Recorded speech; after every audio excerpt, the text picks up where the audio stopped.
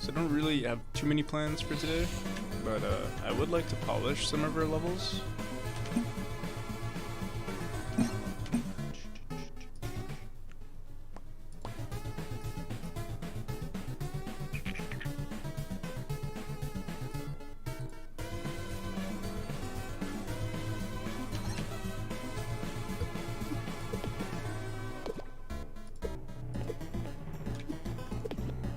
Yeah, I was actually supposed to release a demo today, but we've been having issues with Steam, so I tried doing it all last night. Steam was giving us a bunch of problems. I mean, maybe it'll work by the end of tonight, or by the end of this stream. I messaged them, last night. I was trying to get it to work, like, for, a good couple of hours. Yeah, at the end I just contacted their customer support. See what they could do. So let me write some stuff down.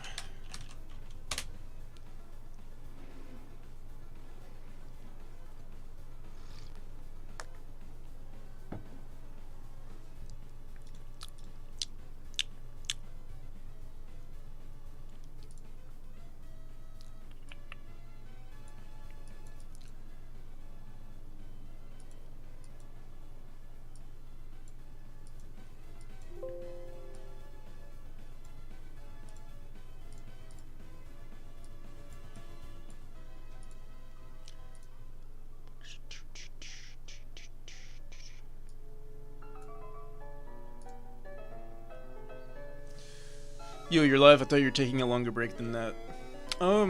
Yeah, I mean, I wanted to take a longer break, but at the same time, I do feel bad taking breaks. Especially, like, I don't know, when we're so close to the deadline, or, like, so close to release of the demo and stuff. Like, yeah, I can't really take breaks. Or, like, I can take breaks, but I can't take them for long. I might take a break over the weekend, but then starting Monday, we'll definitely get back into it, like sticking to our typical schedule. Yeah, but I have been feeling the burnout lately.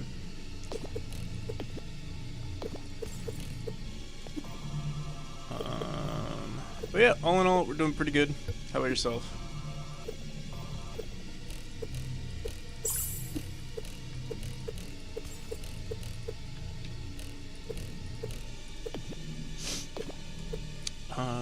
Let's see. So I want to fix some things. I think the spinning orb needs to be updated.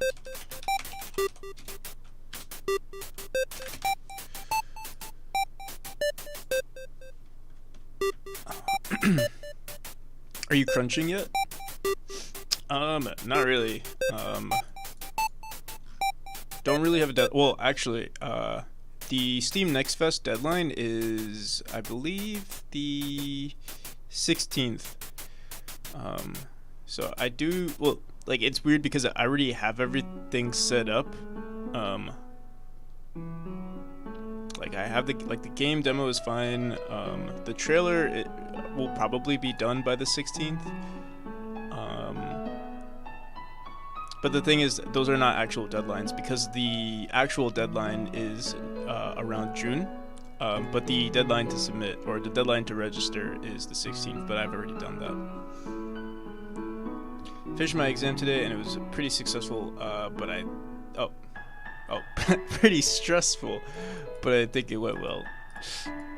That's good.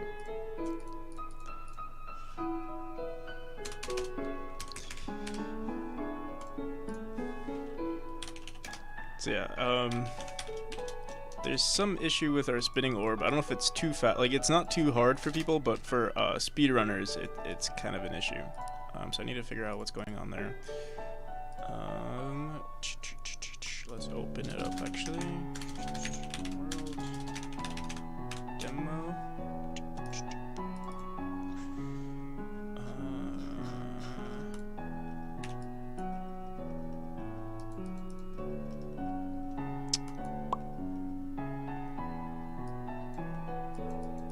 Yeah, these dudes here.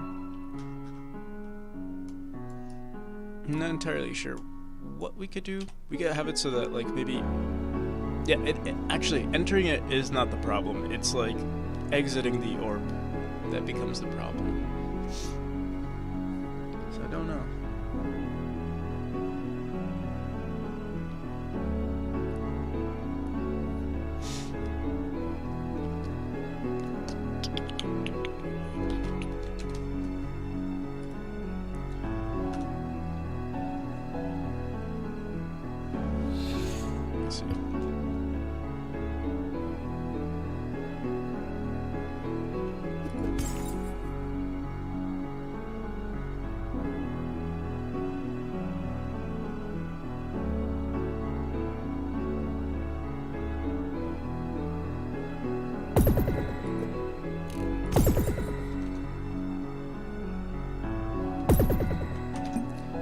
Try slowing it down, maybe. Don't know if that's gonna solve the problem, but let's see. Might have seen it, but I fixed my game so it can run now. The scene switch properly. So if you're down to try it at the end of the stream, I must send you the project. All right, yeah, sounds good. I'm actually curious. What was the problem?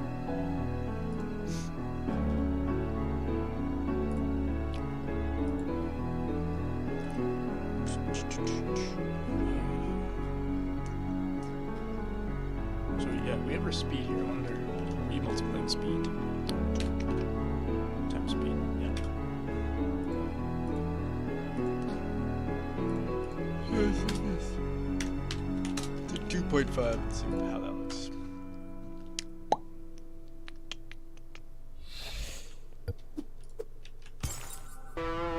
Oh god damn, this is way too slow. It also is not consistent here. You know, someone suggested making it bound to 45 degrees or like in 8 directions. Only issue is that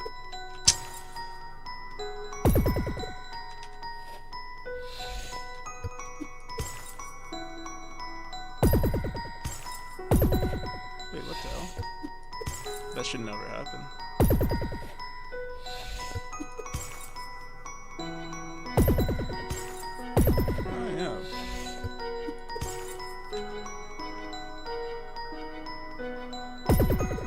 I wonder if that's due to the speed.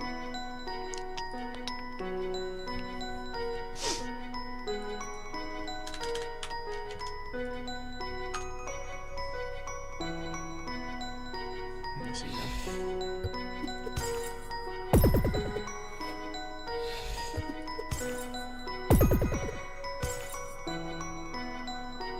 Wow.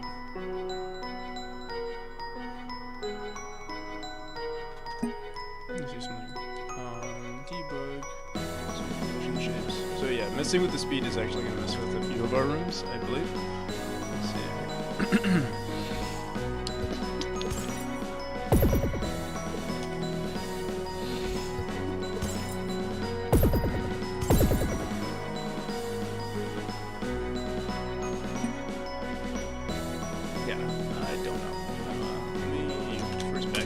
I think, yeah, the speed is fine the way it is. I think we just have to we're going to try bounding it to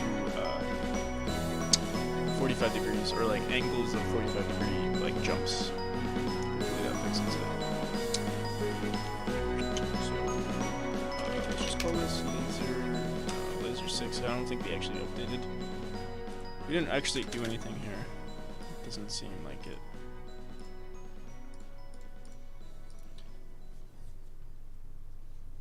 Okay. So on jump, or let me see, activate jump. This might be from the player that we actually run get closest bound. Actually, get closest boundary is player node.global position.attach node is equal to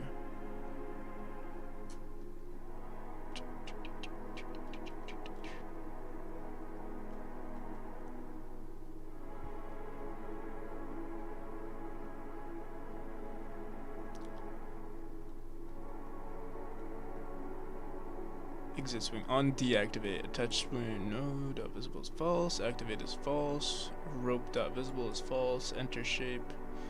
What do we do with our player?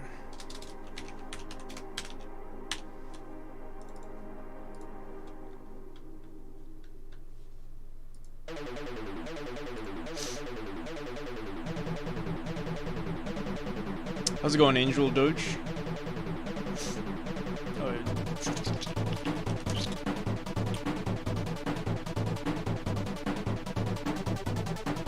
I actually don't know what state we're in. Do we have a rope swing state?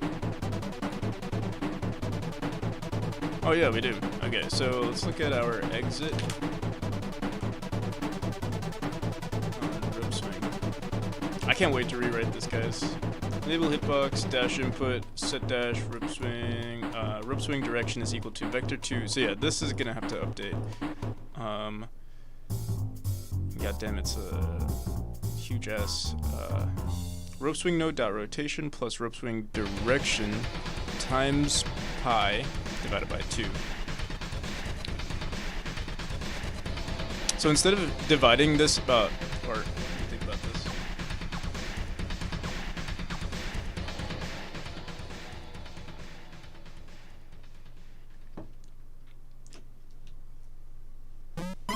Very angelic, very Doge.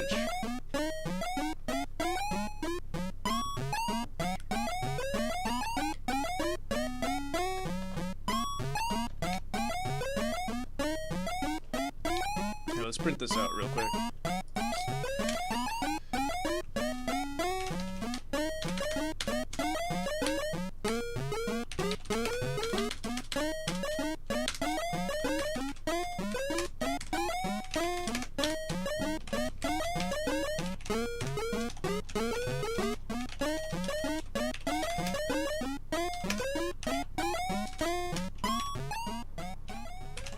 Rope swing direction.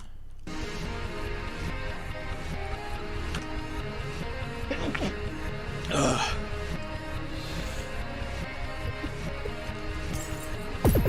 Okay. Rope swing direction is 0.4. Okay, this is vector 2. I wonder, can we somehow bound this? We could check what like the middle values are, so that's one way to go about it. Or we could grab the rotation before we set the rope swing direction. We can grab the rope swing node rotation. Here, let's try this. Ideally, maybe we should actually write this in the rope swing node. And we kind of have this here, rope swing boundary. Closest distance is 500. Let's actually... I'm gonna rewrite this because I'm not sure if that's correct. And I'm not even sure if we use this. Func get closest rotation boundary. Hey, how's it going, Devereaux? So, currently just doing some polishing, level design stuff. I'm waiting on Steam to solve my technical difficulties. I'm trying to rename my Steam game, or like, the thing that's weird is that on my Steam page it says memory, but then in my library, when I download the demo, it says Afterlife, which is the old title. And another thing that's an issue is that it's not updating correctly. Like the file isn't updating correctly, so I need to figure out what's going on there. Well, yeah, I messaged them. They haven't responded yet. I messaged them last night, so hopefully they get to me soon. What's weird is that I made 2 requests and they responded to one of them, but not the other. So we shall see. But yeah, in the meantime, we're just polishing the level. I've gotten some feedback from several different people that our orbs are a little too hard for speedrunners. So it's funny, like, usually it's people telling me that the game is too hard or it's too difficult, but this exact mechanic is too difficult for people that are good at the game. Or it's not consistent enough for people that are good at the game. So I'm trying to make this mechanic here, yeah, consistent, which is show what it looks like. It's basically you just jump into it, there's some momentum added, and you go into a certain direction for a little while. And yeah, as you can see, even I struggle with it sometimes. It's definitely the mechanic that will kill me the most, or it's kind of like the wild card in the game, because I do tend to die a lot in it.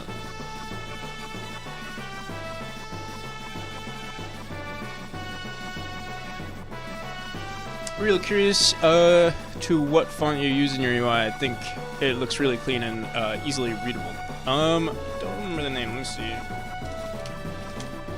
Default. What are font files called again? TTF or something like that? TTF? Yeah. It's called Overlock. Overlock Black. You know, I actually need to make sure that I can actually use this font. I never actually checked. Like, you know, for luck. Let's see. Overlock.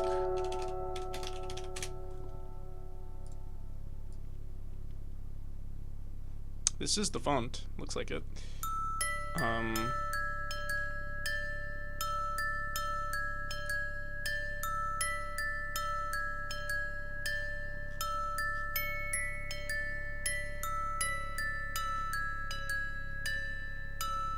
Oh, it's open source. Okay, good.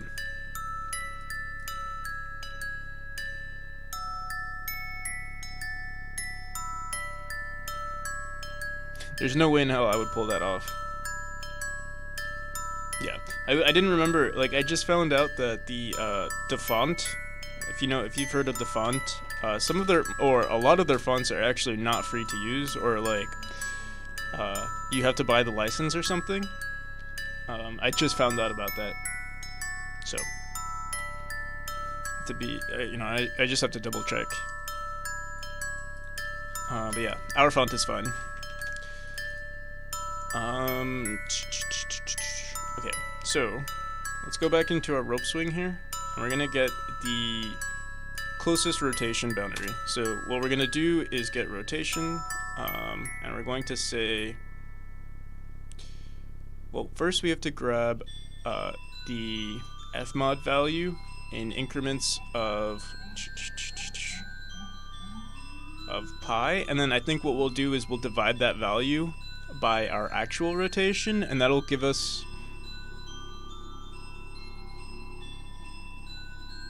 I'm trying to think if this actually makes sense.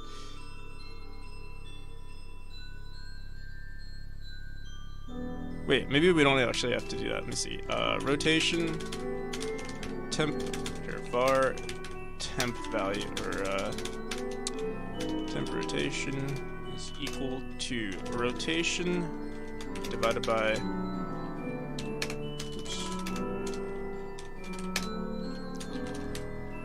pi divided by 2. This is, wait, pi divided by 2, it's pi divided by 4. And this gives us a float, but we want it to be an int value. Actually, I guess it depends on what's closer, like in increments of pi divided by 4, but let's just see.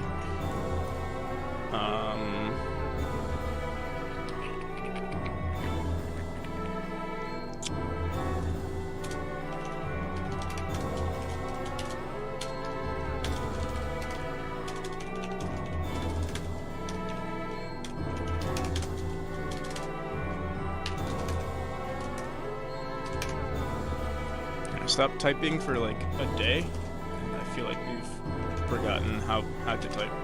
Get closest rotation boundary. Just print this over here in our player. Rope swing node.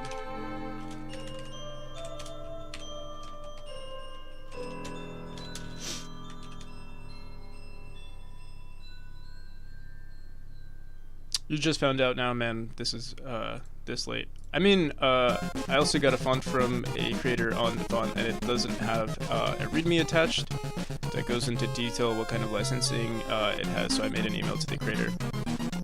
Did that today. I see. Yeah, I guess it's just never been a concern of mine. Like, usually, I don't, like, the font, or like, fonts are usually the least of my concerns, so it's like, oh, I'm never releasing, like, you know, it's been 2 years and I haven't even released this game, commercially, so it's like, it's always on the bottom of the priority list.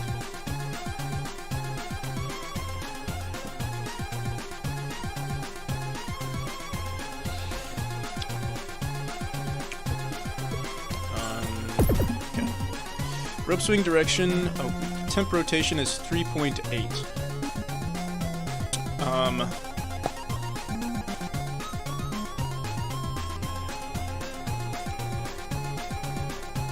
That is I mean, yeah, let's actually, you know, in Radiance, like, I think everyone's like this, but understanding angles in terms of Radiance, you have to be like, you know, a mathematician or something. Degrees is where it's at.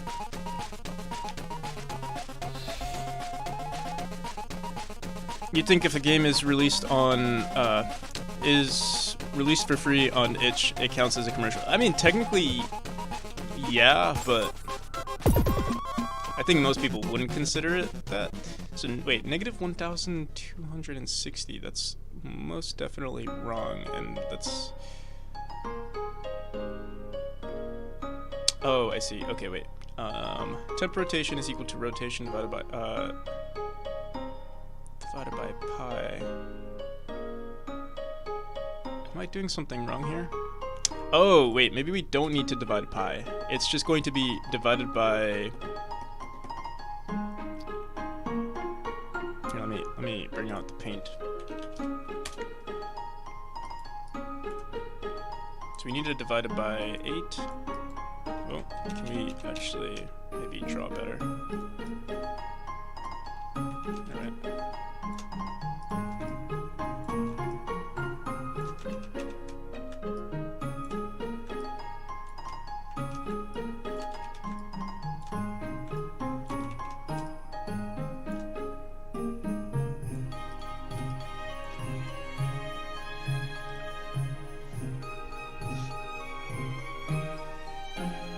So we get a raw value of, let's say, oh, let me bring this over here. Let me look at our rope swing rope again.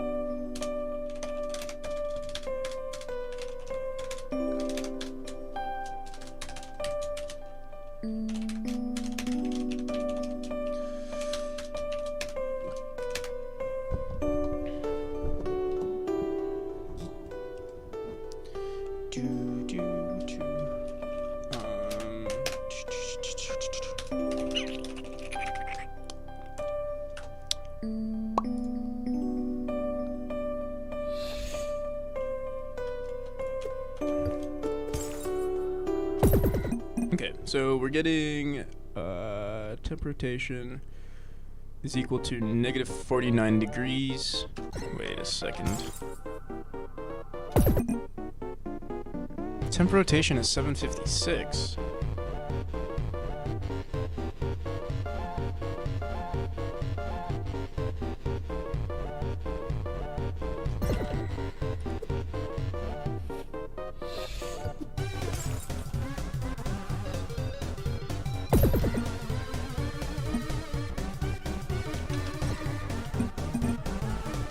So you can see here, it says our temp rotation is 794.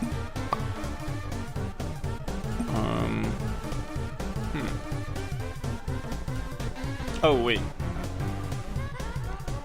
Temp rotation. I have it written twice. That's why. We're multiplying. Okay. Whoops. Yeah. Rotation degrees. There we go.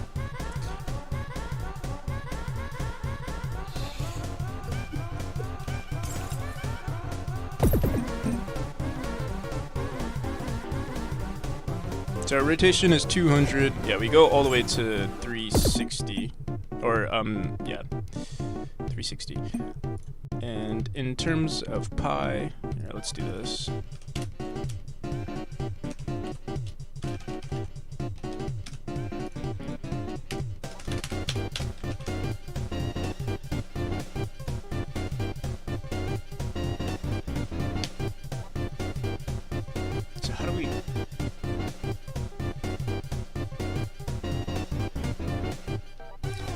grab our boundary. I guess we could do it this way for boundary and boundaries if the absolute value of our boundary minus our raw direction.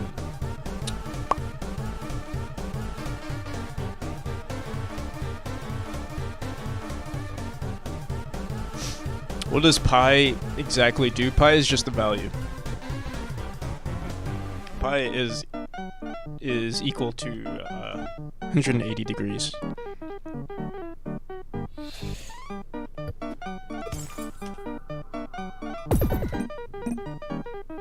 So yeah, pi. There's pi, and then yeah, pi in radians is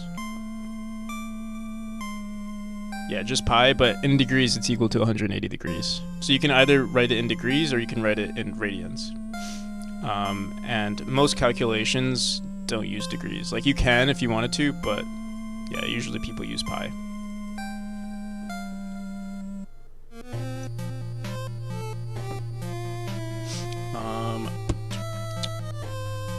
So, when it comes to our temp rotation, we want to grab the closest boundary to grab the closest distance, and then set that to our rotation.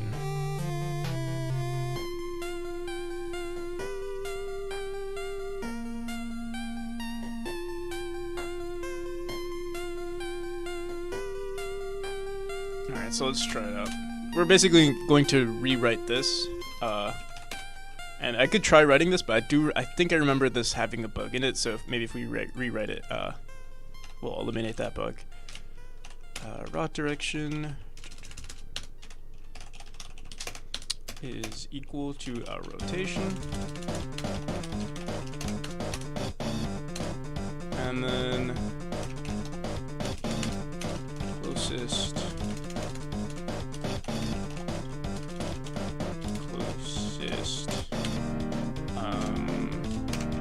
say angle rotation is equal to, we're gonna say by default we'll set it to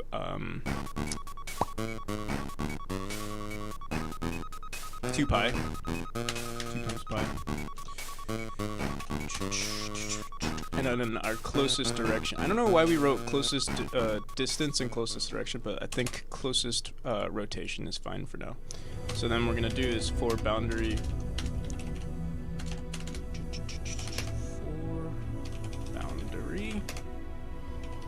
boundaries.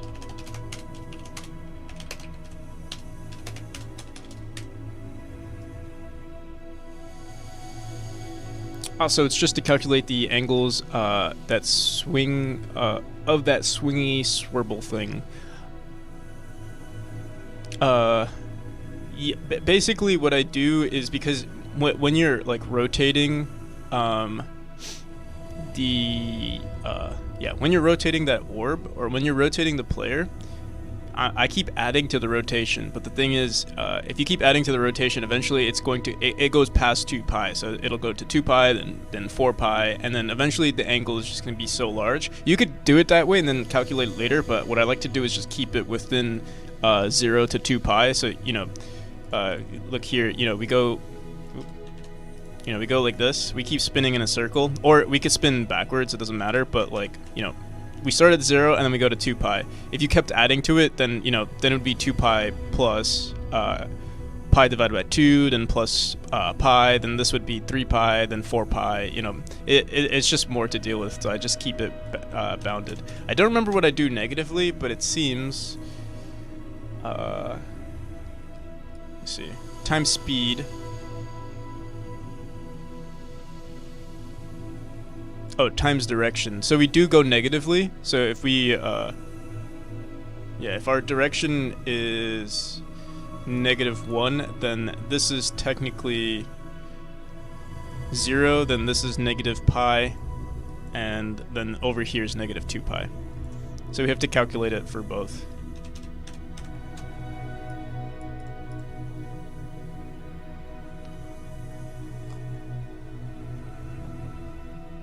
Okay. So let's see. If the absolute value of our boundary minus our raw direction is less than our closest rotation. Wait, actually, closest. Okay, closest rotation is not right. We want to say var distance, or like we'll say closest, not distance, but closest smallest difference. It's probably a better name.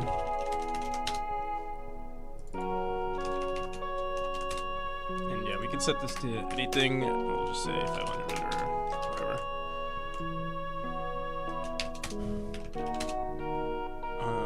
whatever. We don't ever go past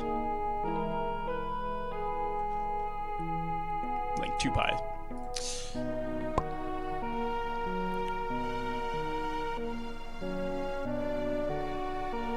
The paint drawing helps visualize it. Yeah, I agree.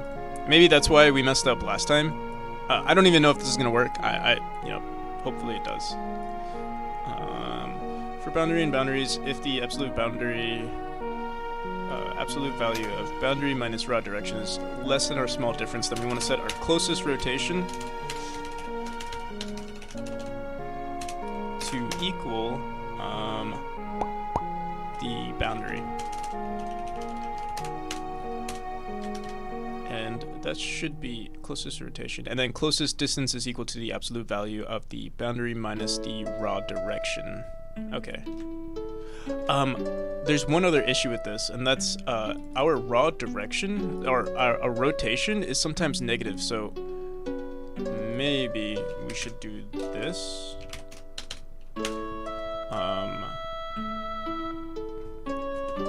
don't know if we should have, like, negative boundaries as well. Let's try it just on positive rotations, and then we'll try to figure it out for negative. We could just match the direction and then flip these values here. But for now, let's just say closest, smallest difference is equal to this.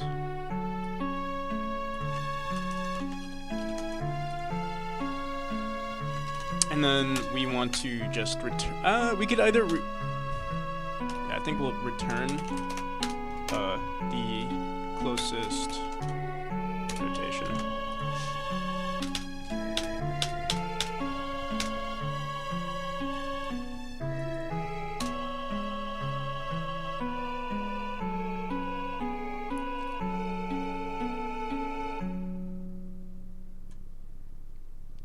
Alright, let's try this out. And then in our player for now, rope swing direction.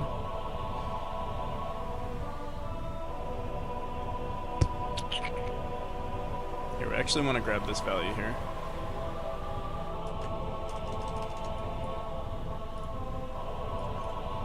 Instead of returning the closest rotation, oops.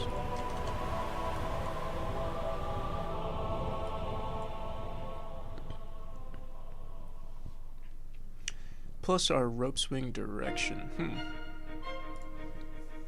Times pi divided by 2. This is so complicated. But yeah, I think we just need to return our closest direction.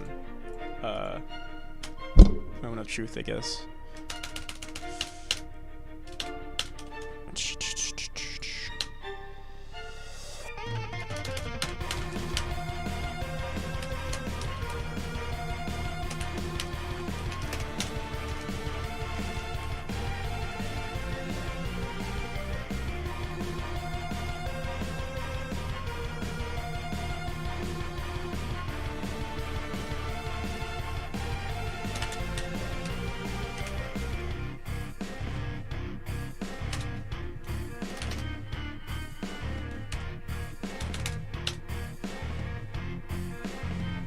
This song makes me want to cherish all the beautiful moments of my life and be grateful for everything I have.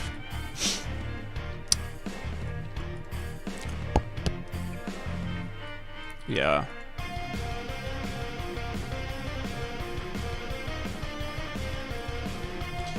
That was not this one, right? This one's called Hopes and Dreams, so it's kind of nice too. Wait, no. But the Earth refused to die. I assume you meant this one, Hopes and Dreams.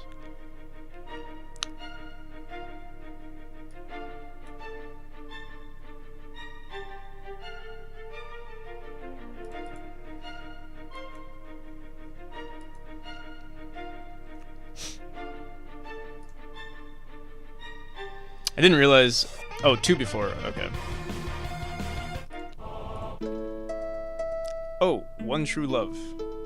I love how he does that with his titles. It's like, there's that one. There's like Uwa. Let me see what else.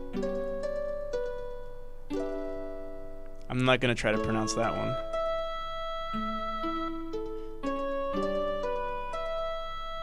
Uwa Sohits.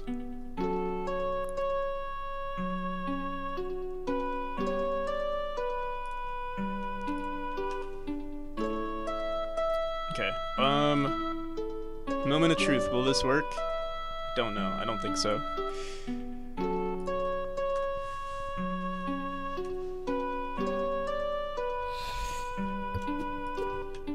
Okay, only on clockwise will it work. If it doesn't work. But it seems... It seems to kind of work. I think we just have the math wrong. Because they're meant specifically for the game. The one in which only he works on. Yeah, that's true. Okay, so it seems, at least from what I can tell, it's sort of grabbing the correct direction. There's one other issue though, and that's even if the angle is correct, the position of the player also needs to be correct.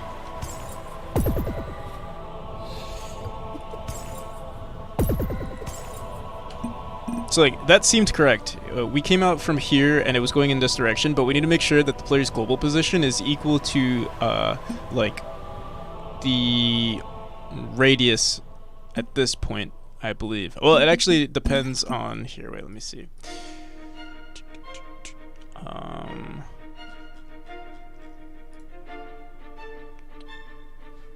Dude, there's too much math involved. On radius position?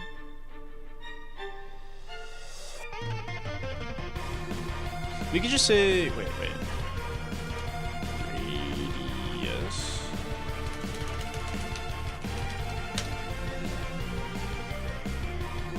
Bring to radius. Let's see what that is. What is our radius position hitbox on radius? If radius position.x minus hitbox position.x is great. What is radius position? Position is 32 pixels. Okay.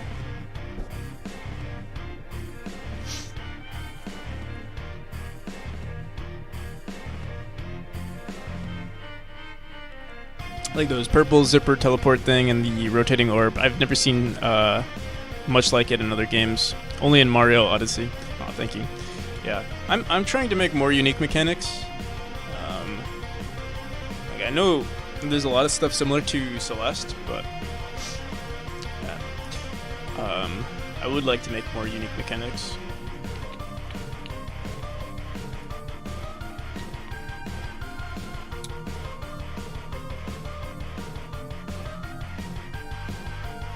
Depending on how the Kickstarter goes, I really want to start, like, I was thinking about it, and I think it would be cool if this game was more combat-based. Not really combat per se, like, I don't think I'll ever have, like, an attack button, but, like, having more enemies and stuff would be pretty cool, and, like, having gameplay around combat, or, like, you know, dashing into enemies and stuff like that, I think would be kind of cool.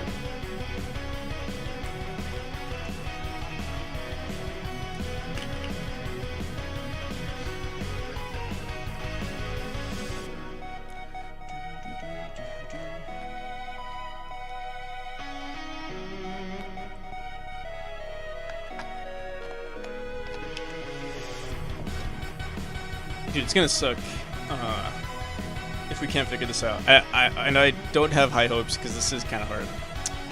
Let's see. We also want to make sure that the player's position... Here, let's do this. Let's go back into notation. Sorry, on exit state. We'll figure it out. We'll just write it, like, hard code it into the player code for now. So the rope swing direction is set, and then we want to make sure that we're setting the global position to always also be like the normalized value of this.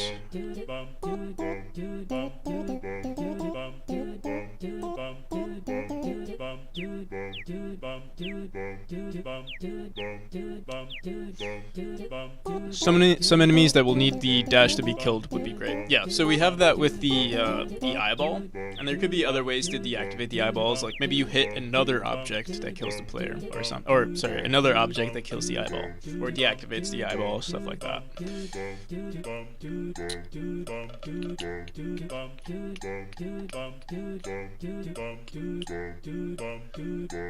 Rope swing direction.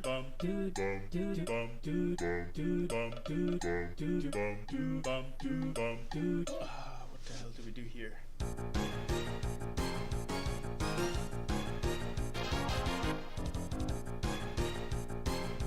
Oh.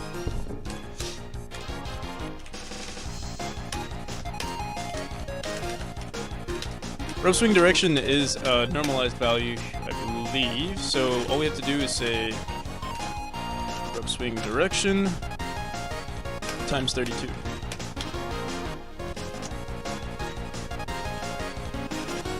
Wait, no. Is equal to the rope swing node. Rope swing, oh my god. Global position. Plus rope swing direction times 32.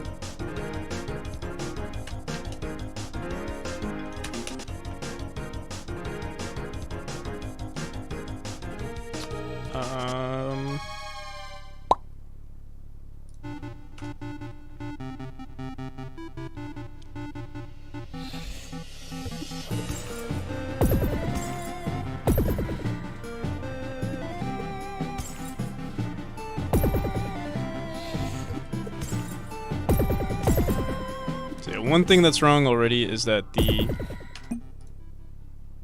rope swing node dot global position plus rope swing direction. Oh, rope swing direction is what?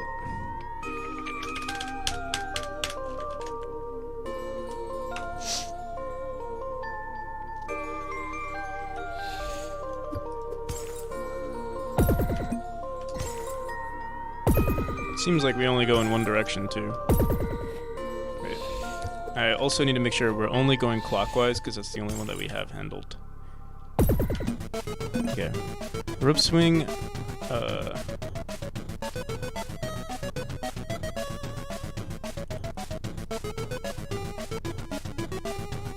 The rope swing direction is correct.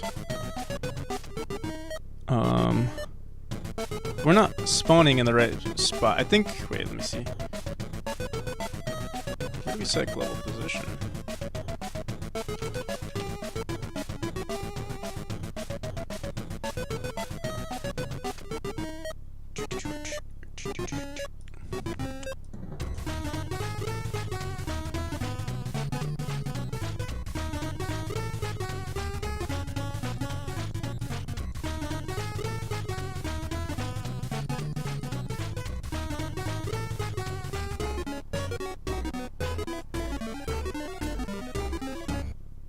So there's another thing. Wait, let me not set our global position just yet. I want to see, where do we set our player's global position? Deactivate. Okay, no. Do you add a glow effect to your game, or it might just be that my screen kind of makes it look like it's glowing because all of the dark spaces. So we have I don't have glowing, but we do have light nodes, and it's basically the same thing. But yeah, there's no technically there's no light, there's no glow effect. It's just like light nodes and stuff.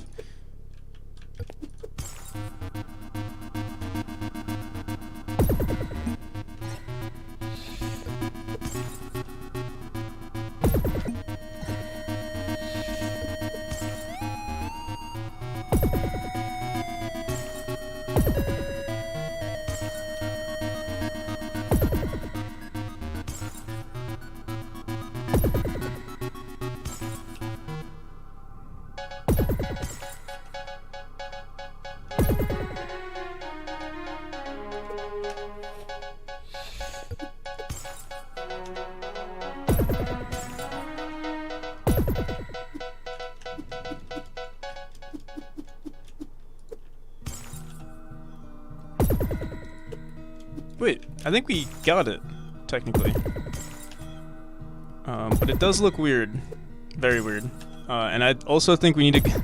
The annoying part is that we also have to drop this, like the way it looks currently, doesn't make sense. It has to be 45 degrees less, if that makes sense. So, like, here, if we're spinning the player in a circle, I need to make sure that once they're here, like if they're here, we shoot them. Wait a second. If we go up to this point, we need to shoot them 45 degrees more to the right, so they would be going this way. If they were here, they'd be shot up. But how it's going on right now is, like, if they're up here, they're getting shot straight up. So I need this to be not 45 degrees. Or would it be 45? We could either do 45 or 90.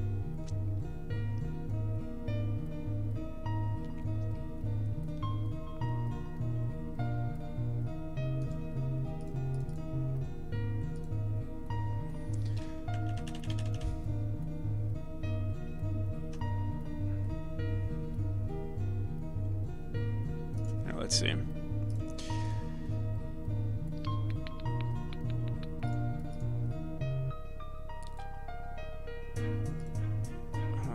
Rope swing on here. Instead of saying closest direction, we're going to say, well, say minus pi divided by 4. Minus pi divided by 4.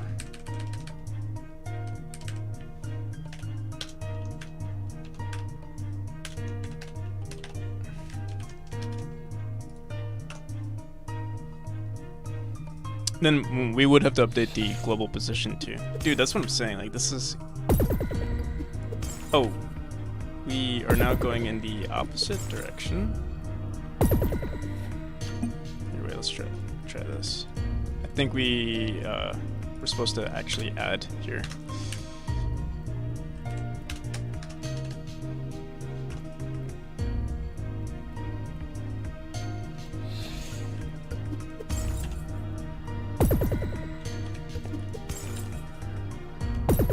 Yeah, there we go.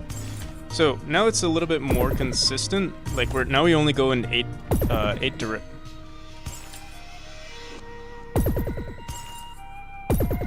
Yeah, we do go in 8 directions now.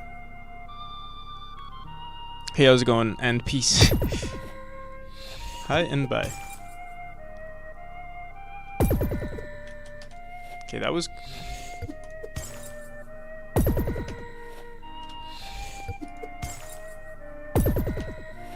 So that's going negatively, which is understandable. Just want to make sure that it's consistent here.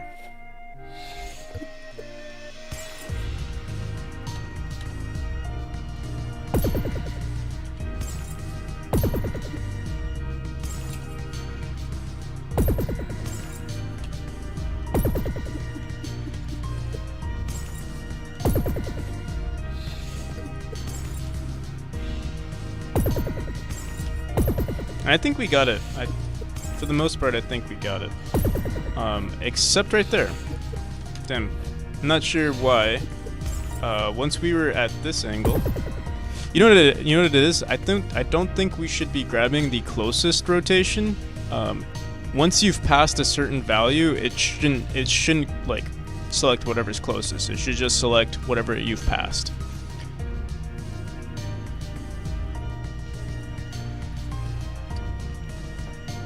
Do I think the One Piece is real? I don't really know what One Piece is. Like, I know it's an anime, but I don't know, like, what is One Piece?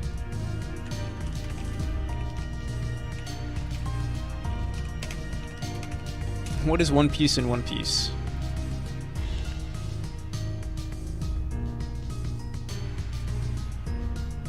Oh, it's the name of the world. What?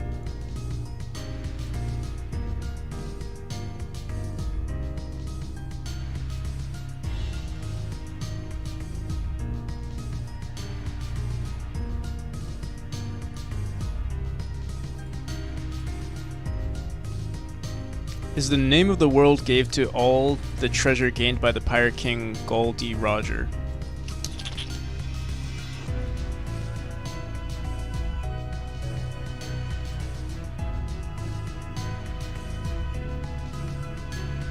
The One Piece is all the treasure we made along the way. Oh, like the maybe all the friends we made.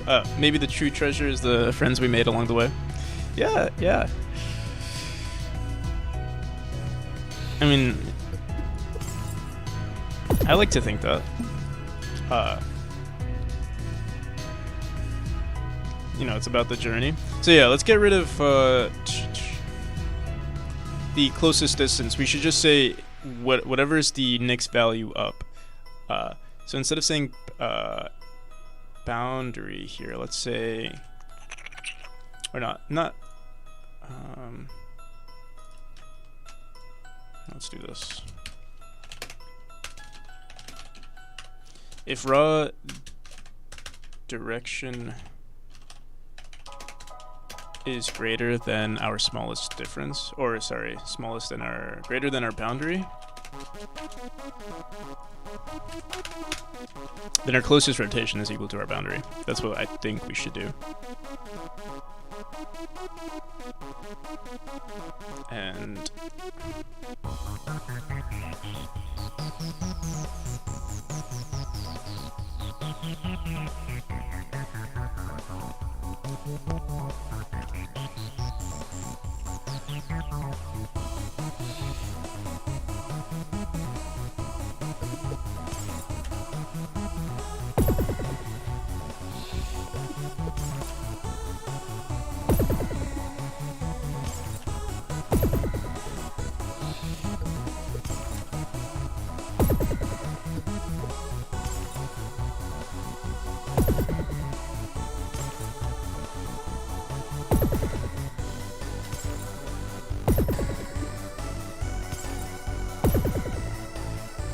okay, so if this is the case, then once we're here, let me just make sure it's consistent here. I'm just trying to make sure. Yeah, we ended up here, so we passed this value, and then we're adding. The thing that's weird is that I wonder why it's going to the left and not to the right. Trigonometry is not my strong suit. But here, I'm going to try one more thing, and that's to say that this is not divided by 2, or divided by 4, but divided by 2.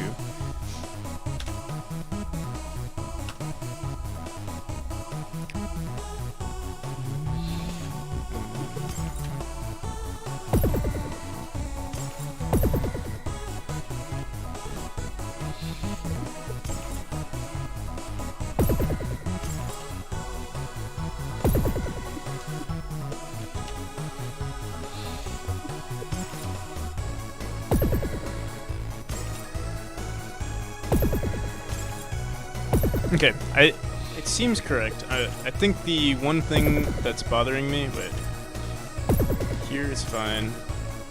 At this point, oh, actually, yeah, it's good now.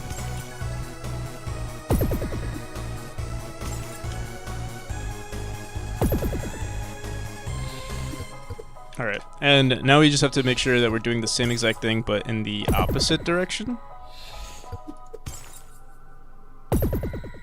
So right now, it seems like we only go down. I don't know why that's the case. But that's only on counterclockwise. We'll just have to grab the direction. Okay. And the positioning of the player, I need to make sure that's also correct, because that could make it inconsistent. I'm not entirely sure if we're spawning on the right spot. We'll fix that next. But on our swinging rope, I think we want to have negative boundaries, or we could just say negative boundary here. We could say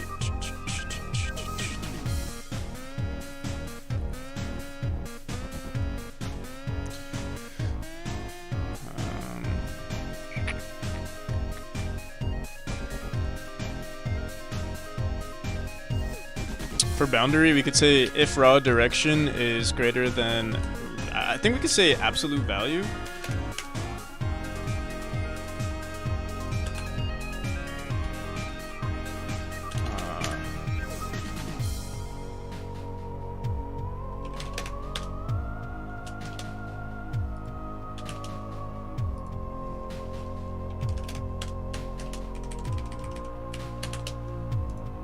And then closest rotation is going to equal our direction times boundary.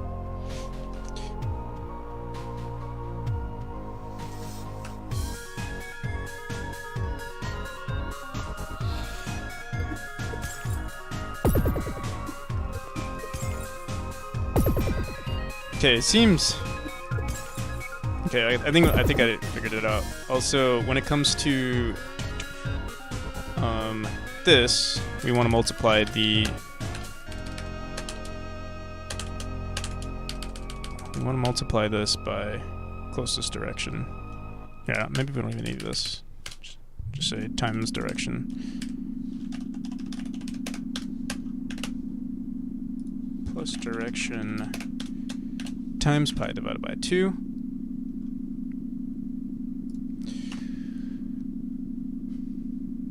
Do you think if you choose to do something and really put your mind to it and grind for a long time that you could be anything and achieve anything you want, excluding becoming president?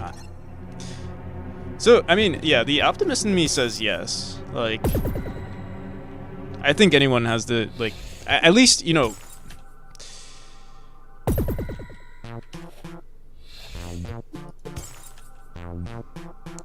it's hard for me to say because, like, some people are obviously, well, some people are obviously more intelligent than others, and also some people are born with privileges that aren't given to everyone. So, like, you know, being richer, being born smarter, like, sometimes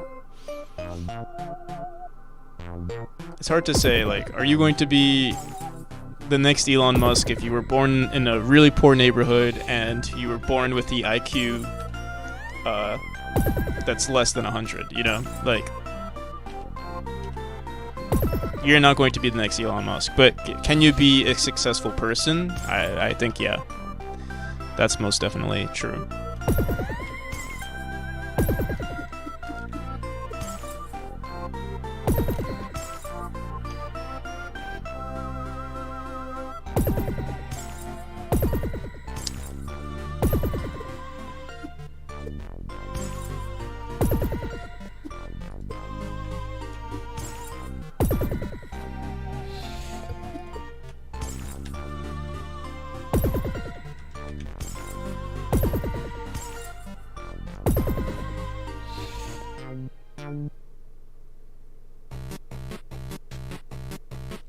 But for example, if you want to be a music producer right now or a lawyer, do you think you could achieve those goals? Yeah, definitely.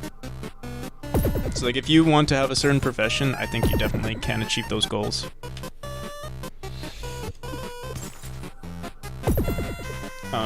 But obviously it takes a lot of you know, dedication and willpower. And that's another skill of its own, right? So yeah, with the determination, yeah.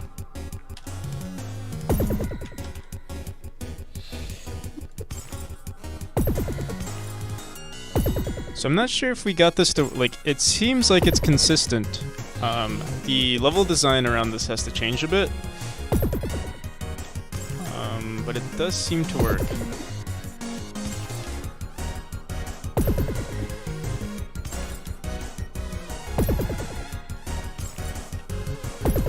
Oh, okay. Sometimes I need to make sure that we're recording the values here, because like if it went this way, which is wrong.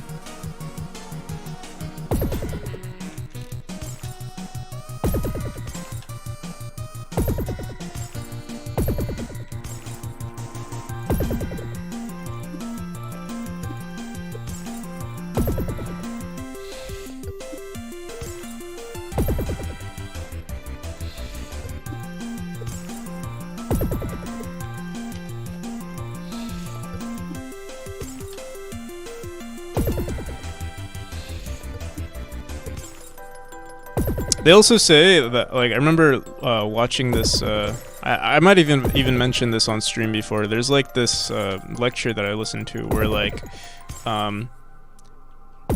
most people, like, when it comes to being successful, it's not determined by like your IQ. It's mainly determined by like your environment. So like if you, I believe I might be butchering the lecture, but I remember him saying like, you know, if you are raised in an environment that tells you like, hey, you're going to be successful, or hey, you know, with a lot of like positive reinforcement and stuff like that, you're more likely to be successful.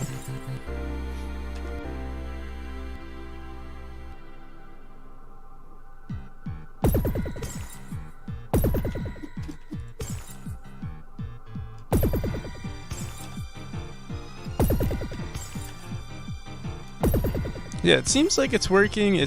There are some issues with it. The timing is a lot better though, in my opinion, because there's less variation in the angles, but it's still kind of hard. It's kind of difficult to determine where you're gonna go.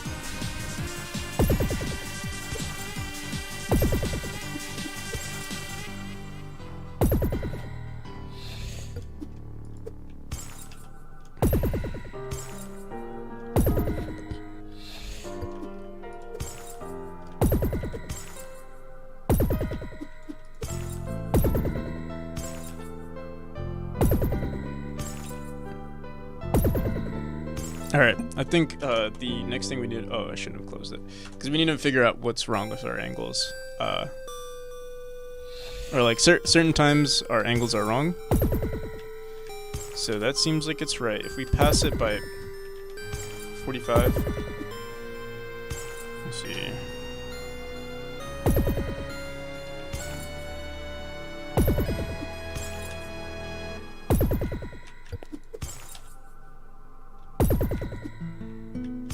That's right.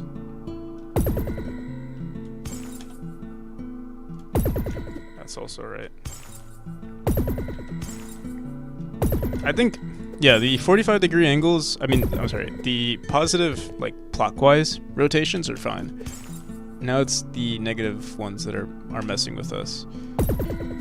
So, negatively, if we go up, that looks good. If we go backwards, that also looks good. Here, what the hell? It seems like it's inconsistent here. Let's try this one. It's also fine.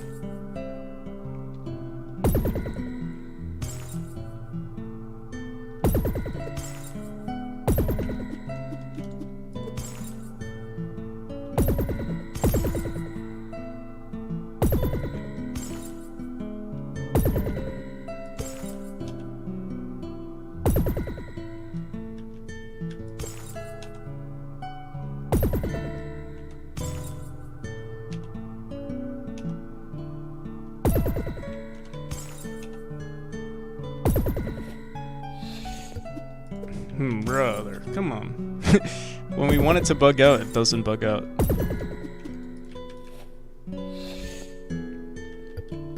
Did you ever try crosscode? I still have it on my desktop. I haven't tried it yet, though.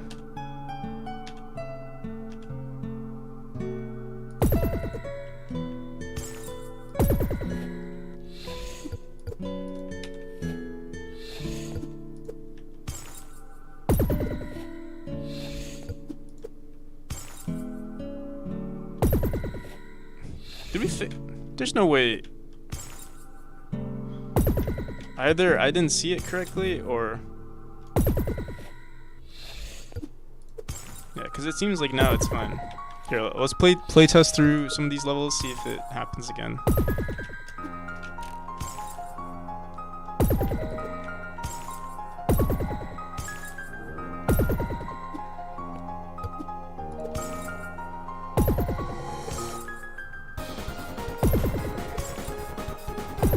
Okay. That seemed a little inconsistent there. We're going clockwise. Let me see.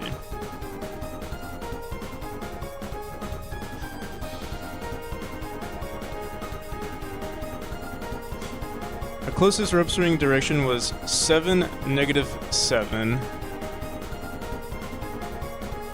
Rope swing direction. We came out from here. This is positive, and then going out this way. God damn it. It's so hard to tell.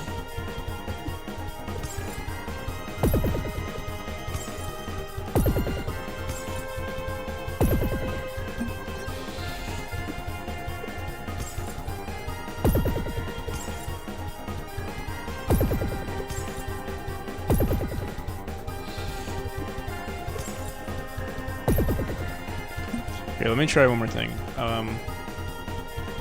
Instead of saying pi divided by 2, let's do pi divided by 4.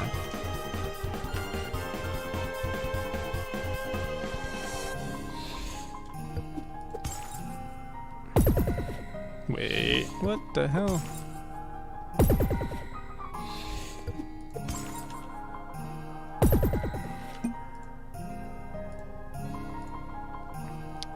Plus direction times pi divided by 4.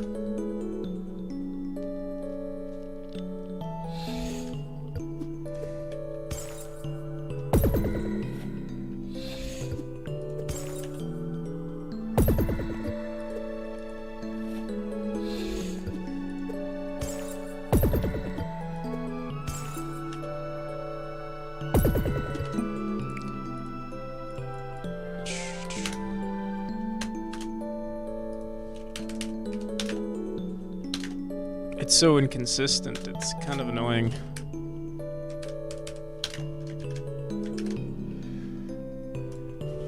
Don't know how to balance it either. Direction times pi divided by 2.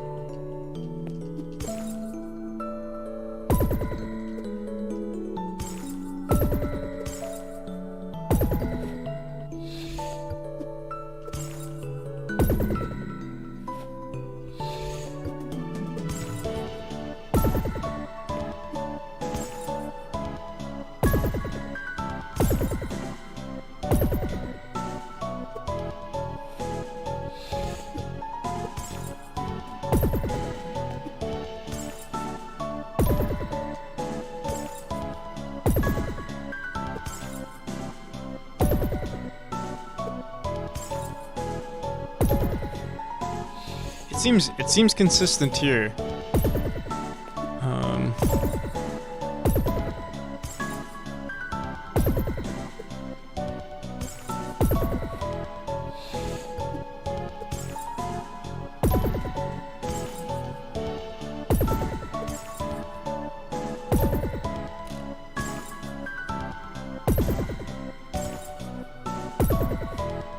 But then, at that point, it seemed like it was wrong. I wonder maybe if there was like a better visual indicator.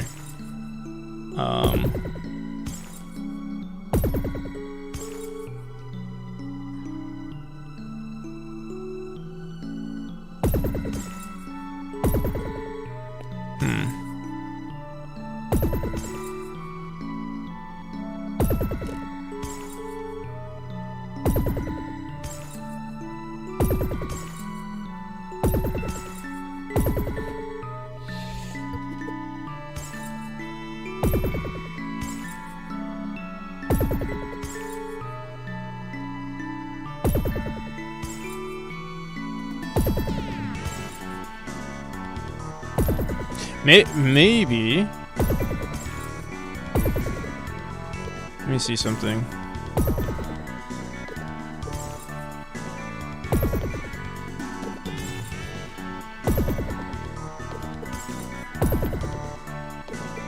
I could also keep it bound to 45 degrees. I mean, sorry, 90 degrees. So it's always, it's always in increments of 90. There doesn't seem to be a case where we do need a 45 degree jump. 45 degree jump. Let me see. Run this one more time. I think that would make our life slightly easier.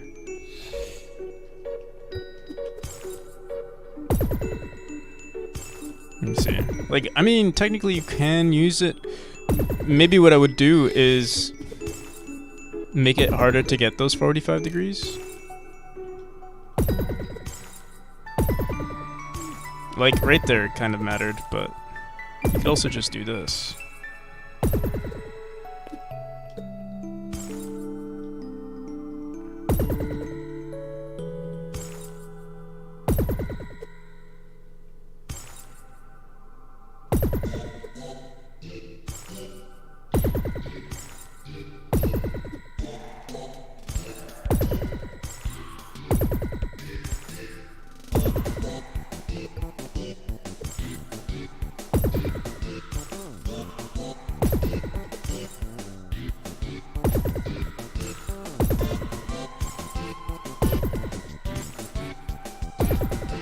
See right there, that's what's bugging me. Like, I intended to go to the, I intended to go up, but I went to the right. And obviously maybe, like, maybe my skills aren't perfect. Yeah, like right, it's hard to tell. Let's try that again.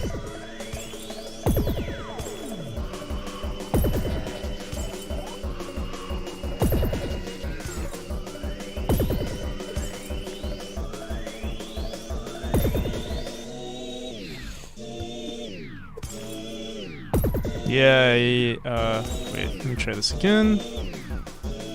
So, just below, if you go just below the, like, okay, we're going clockwise, just below, here, let me try to visualize this.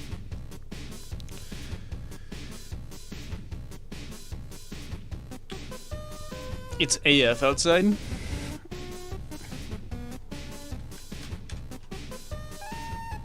So yeah, over here, it seems like we're going this way. On a... This is counterclockwise.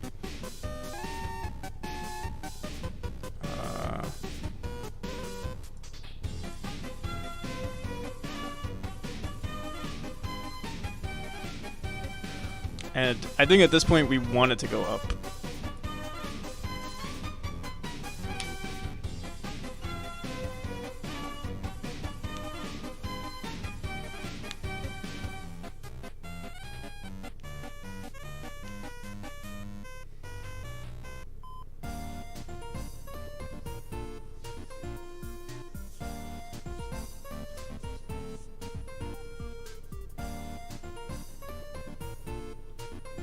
The last decade we had like a week worth of snow. Damn. Yeah, we haven't had too much snow. I live in New York, or at least where I am in New York, we haven't had too much snow. All I see in this is the trigonometry wheel. So yeah, I mean, it is trigonometry, I guess.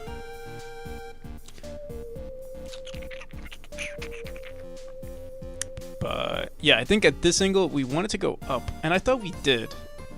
I thought we were having it go up. This is, if we look at, here, we are printing it out.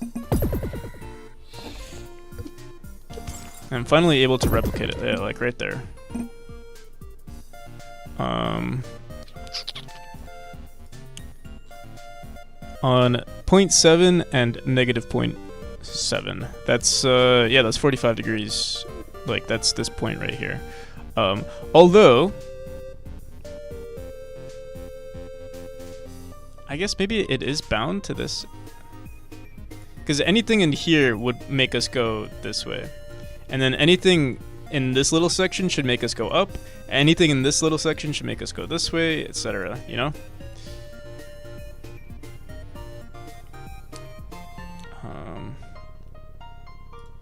So either I have slow reflexes, or my boundaries are set up incorrectly.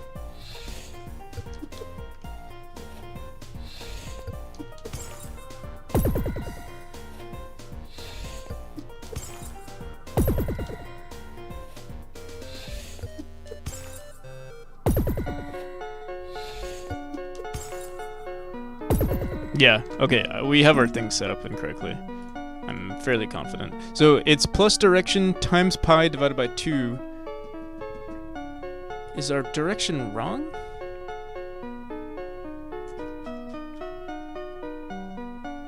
Positive is clockwise. I think it's right.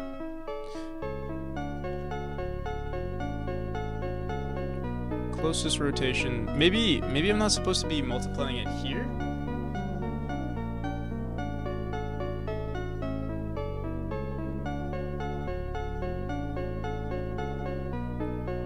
Am I a good dancer? No, I'm a terrible dancer.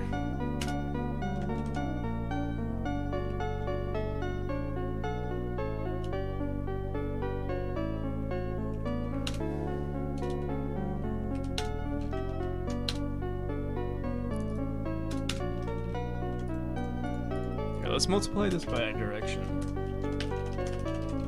I'm not sure if this will fix it, but it's worth a shot.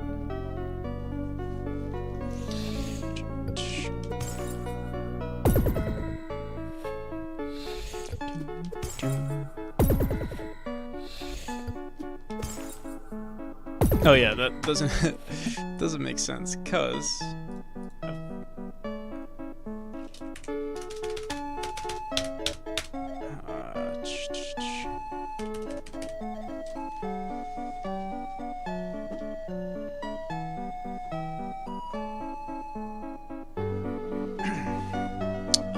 rotation.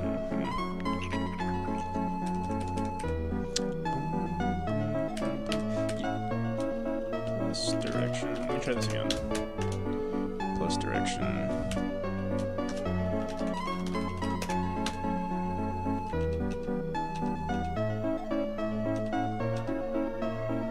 Oh, it's because we were multiplying this. This should be plus. Plus. And then direction times this.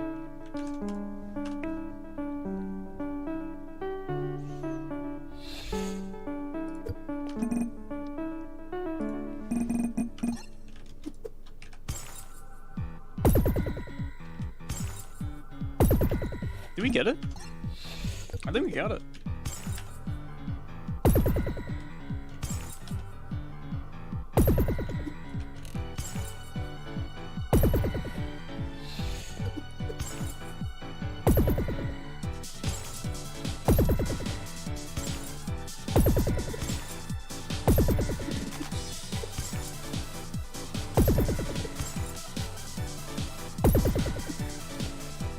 Yeah, I think I got it. Finally.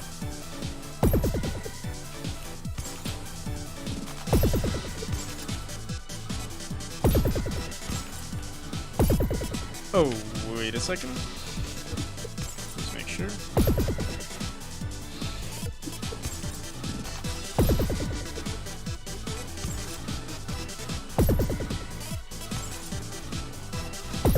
So, there's one other issue, I think, and that's...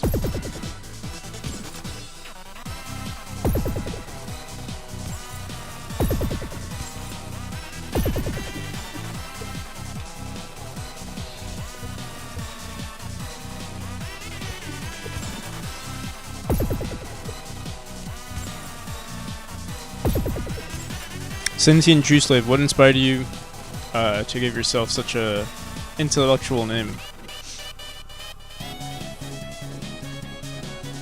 As to True Host, right? Dude, yeah, there's like one other issue with this mechanic, and that's that, you know, we're spinning in 365 degrees, and then the second you jump out, you're grabbed by the closest boundary. So like if you're like where's our, oh my god, if you pass, like, let's say you pass the 45-degree mark by 1 pixel, or like, you know, by 1 degree, or like even less than a degree, like as long as you're above it, you go up to the next one, and that's the problem. You're gonna get shot through. Like, it won't look consistent. And if you were to grab the closest boundary, I don't think that wouldn't solve the problem either, because then you would be going back in your rotation. I'm not sure which one is better for the player, to be honest.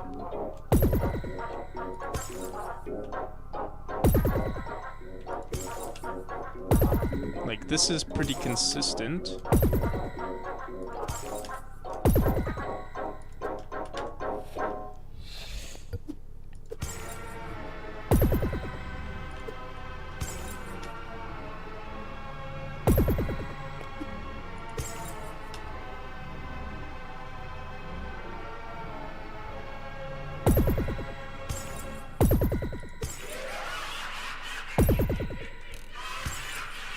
All in all, the jumping is better, but I don't know if it's ideal.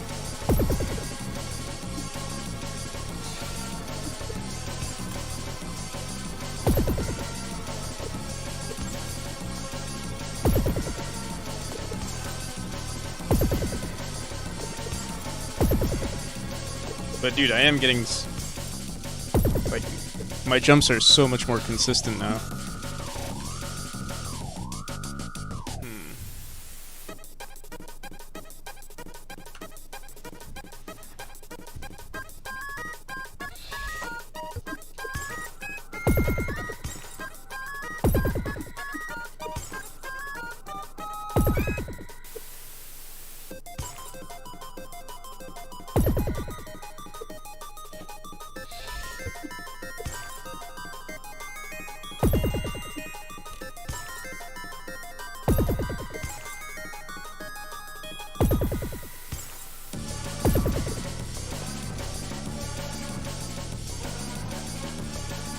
No, yeah, you can go in 45 degrees.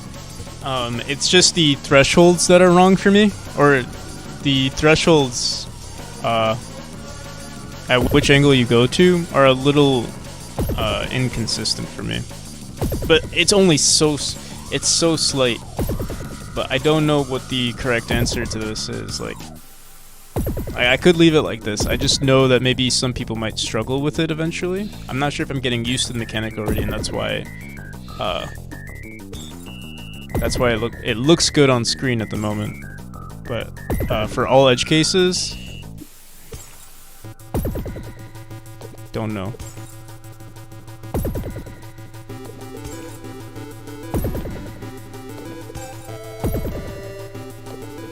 Here, wait, let me restart and speedrun this again. I think we'll leave it like this though. Wait, oh, let me restart one more time.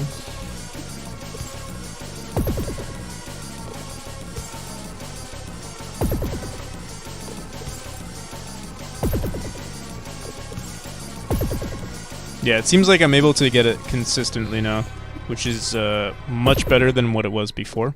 I wonder if I can... Yeah, that's going to be the hardest part. Let's see. Let me see if it's even possible. It is possible, okay.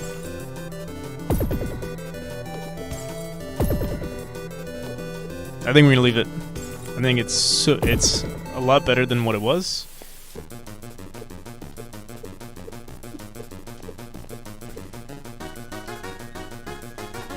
Cool. Let's get rid of spinning orb too fast.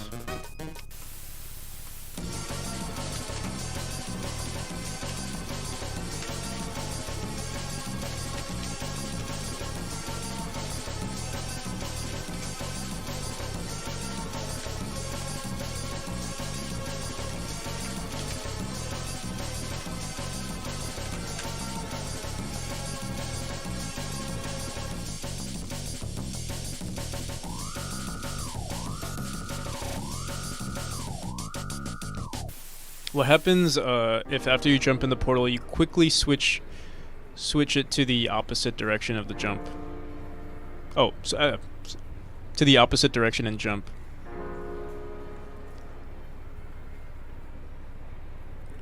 So instead of waiting 360, you can do it. So you can technically do it quicker. It's based on the direction you come from. So, like, if you jump in from the left side, you're going to go 40... I think, wait, yeah. If you jump into the left side... Oh, wait. That's wrong. Let me see. If you jump in from the left, you go counter. Let me see what it is if you come from the right side.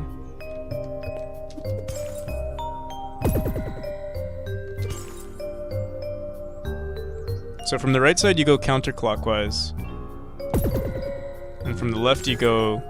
I'm sorry, if you go from the right, you go clockwise, and then from the left, you go counterclockwise.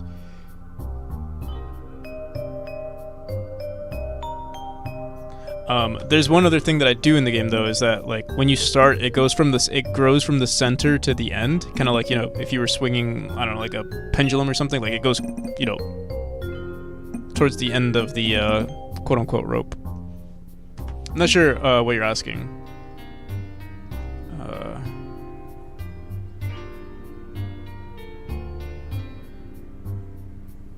Could that be a way of optimizing it with the... So are you saying, can you manipulate your, like, your positioning?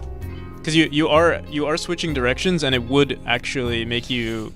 Like, if you wanted to, like, do that really quick, is that what you're saying? So, like, let's say I wanted to get up here.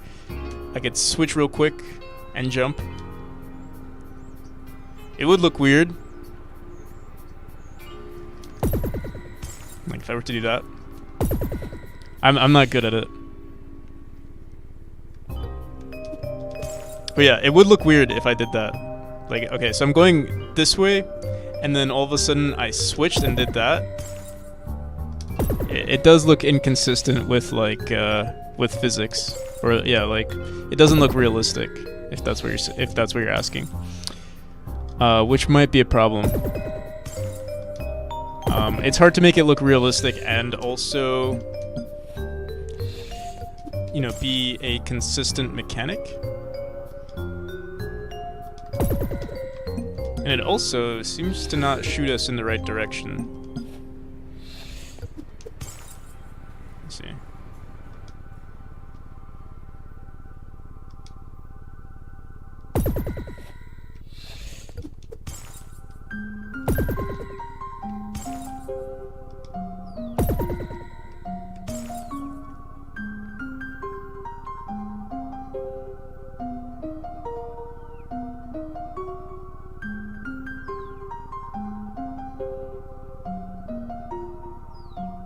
Is there a delay to switch it? There's no delay. You can basically like switch it at any moment. I'm trying to figure out how it could like it's hard for me to visualize which direction it's going. Oh, actually, it's not too bad. But you would have to have like a quick brain to actually make it work, it seems. Yeah, that's true. It is cool to think about. Like, the main reason why I have it so that, you know, the left side goes counterclockwise is because usually if you're coming from this side, you want to go up in the upper right side, and then from the from the right side, you usually want to go up and left side. That's usually what's going to happen. There's usually not a case where you want to dash into this and then go, you know, up left. So, you know, you're coming from down left and going up left. That's usually not the case. You're not usually making like a, you know, an L bracket. It's usually from here to here, from this point to this point. But that's usually just how I've designed the levels. Obviously, I could always make it so that you go from here to here.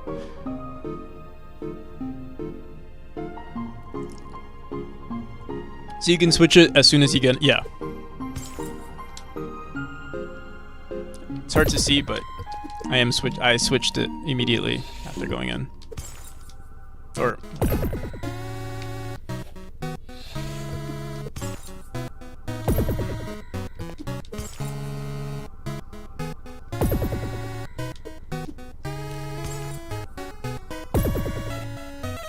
Alright, so we'll leave it like that. I don't know if the positioning of the like, we might want to bound ourselves to the the 45-degree increment too. So like, you know, if you jump from this point and we've rounded it up to pi at this point, we want to make sure that they jump from this spot and not this spot. And I think we did it right here, where we said, well, over here in our player exit state.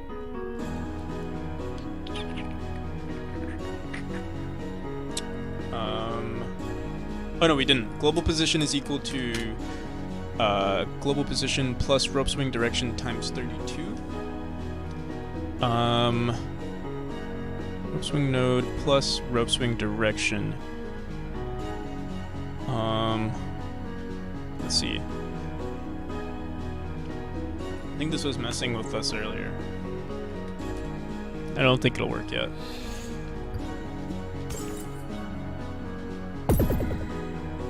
So it seems like we're spawning from this center here. Let's place a node right here, just like a random object. Wait, I'll be right back.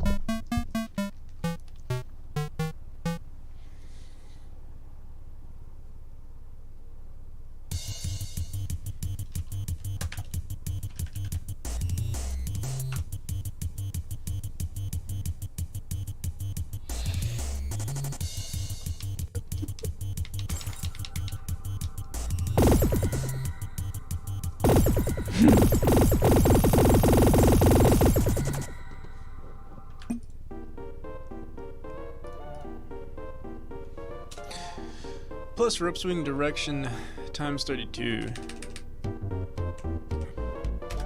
times rope swing node direction.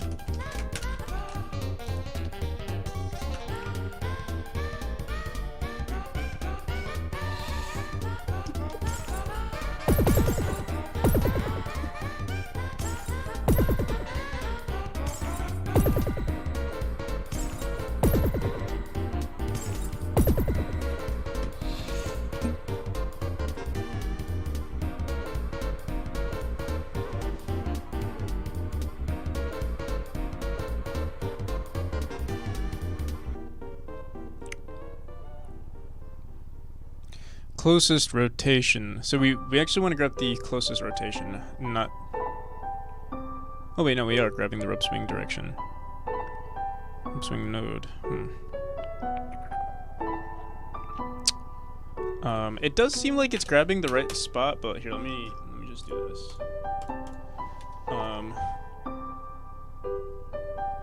Let's do... Let's make a marker here.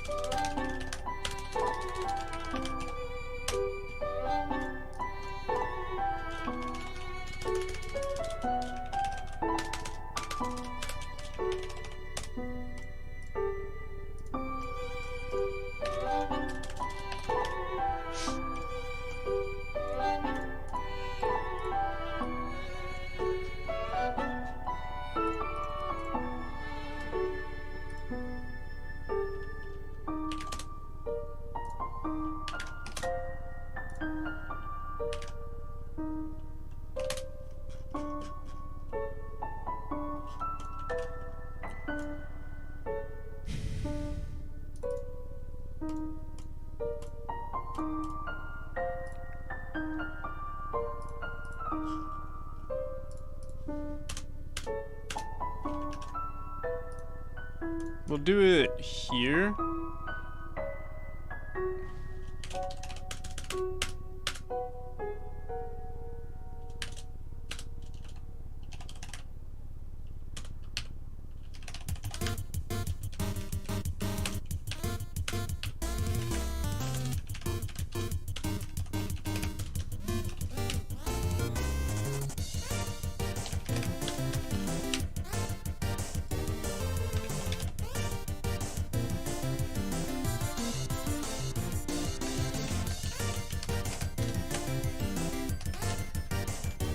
We'll manager the current world child, and the position here will just be our player's global position.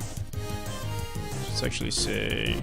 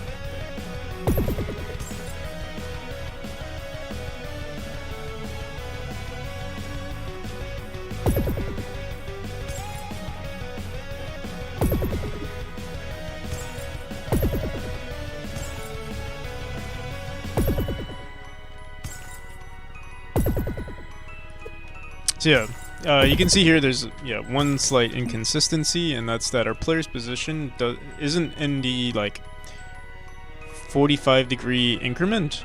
And when I set it to the when I set our player's global position to our rope swing node dot global position plus rope swing direction times rope swing node direction times 32, it doesn't seem to work properly.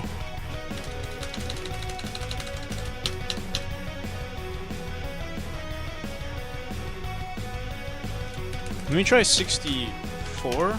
I still don't think it'll work properly, but it's worth a shot.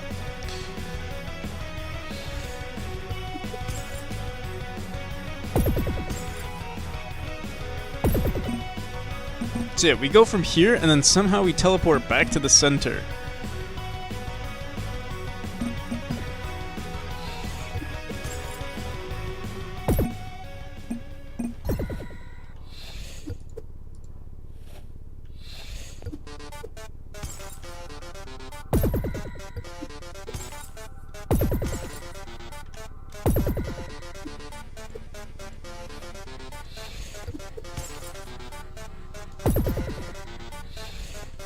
And it's still inconsistent, like the positioning is inconsistent here.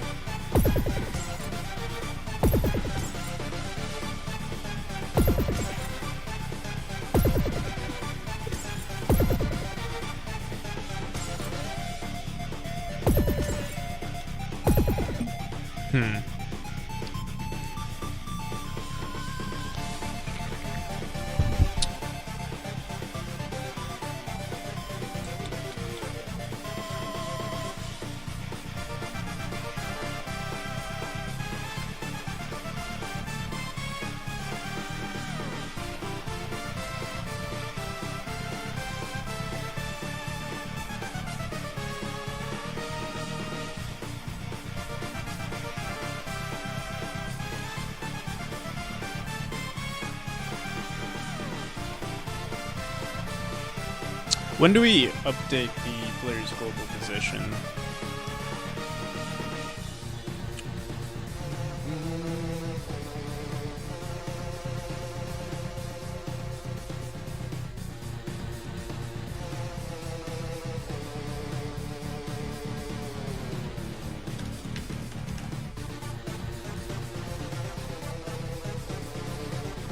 Global position is equal to attach node.global position. So this is while we're in the rope swing, and then on the exit,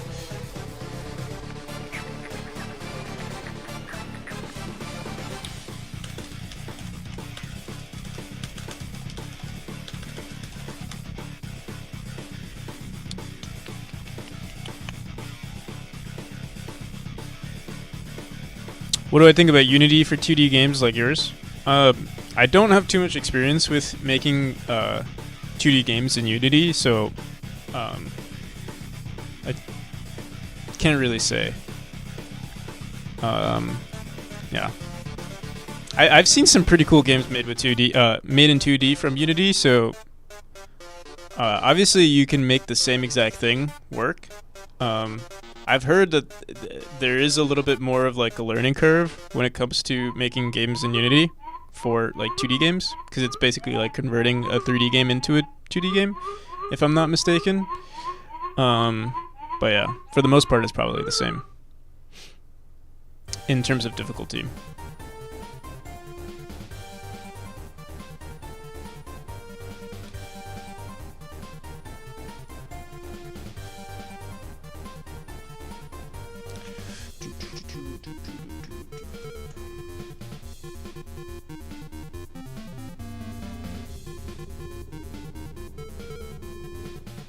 And also, yeah, Godot is awesome,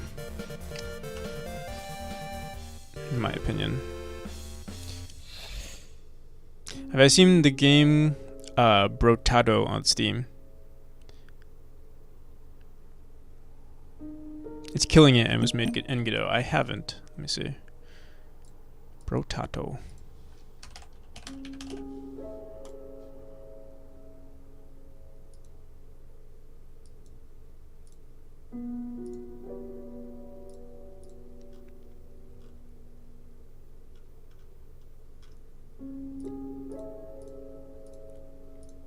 It looks pretty good.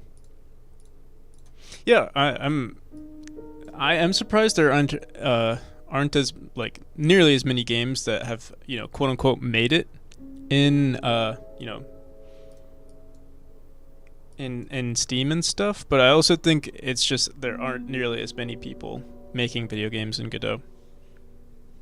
And like the thing is, like the way I see it is, if like you're a veteran, you're probably using Unity just because it's been around for a longer period of time, and I think newer devs are the ones that are using Godot, so it's going to take a longer time before Godot developers, or like, yeah, Godot developers become quote-unquote famous. in the industry. So yeah, like I feel like that's one, like it's kind of what's the word? It's like misrepresented a little bit. Godot is misrepresented. They're like, oh, how come there aren't any games that have made it in Godot? Or how come there aren't any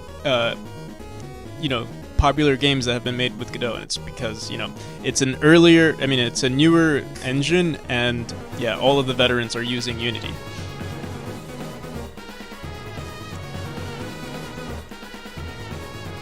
Give it time, give it time. The one thing I really like about the Godot community is that it's like very tight knit, which is really cool. And wait, I want to see something. I know Godot is way smaller than Unity, but it's been growing pretty fast, I'd say. I like to compare the subreddit sizes. To be fair, Unity has like two different. Oops. Unity has like several different communities, but yeah, Godot hit 109, and like I guess you could compare that to Unity 2D.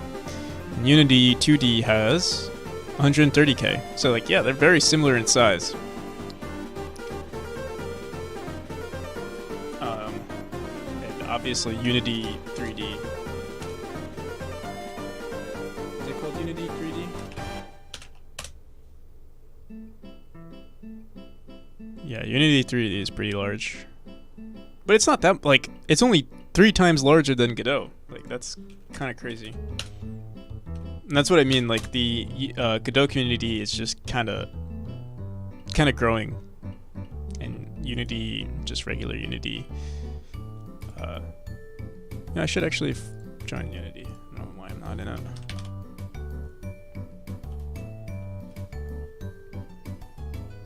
What about Monogame, Stardew Valley? I don't know much about Monogame. I can't really say anything.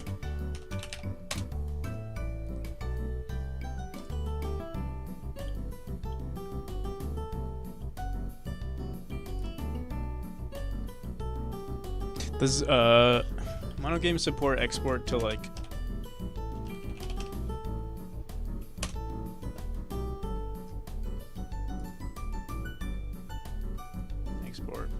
platforms? Like, how difficult is it to export to console and stuff? Windows, Mac OS, iOS, Android, PlayStation. Oh, so you can do everything.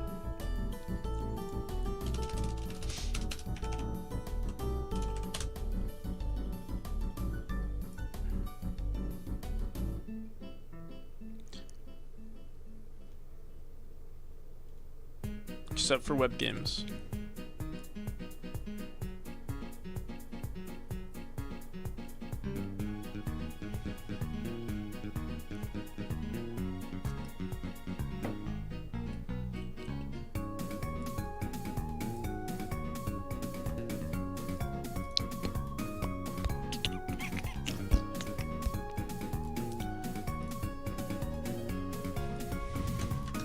Alright, let's try to figure out what's going on with our global position here.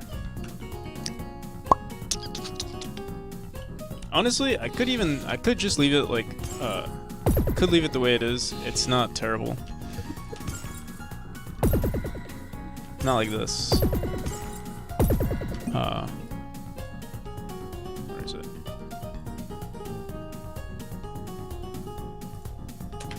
There must be something else. Or here, you know what? Let me print out this global position.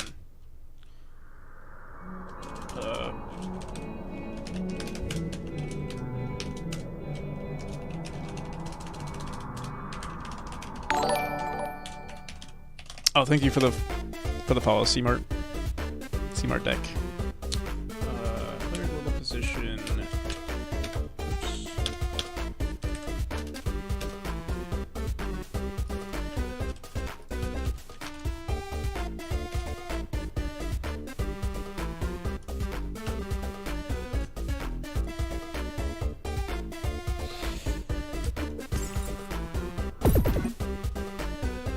Okay, player global position is 7,900. I mean, that doesn't really help us. Let's also print out the rope swing node global position.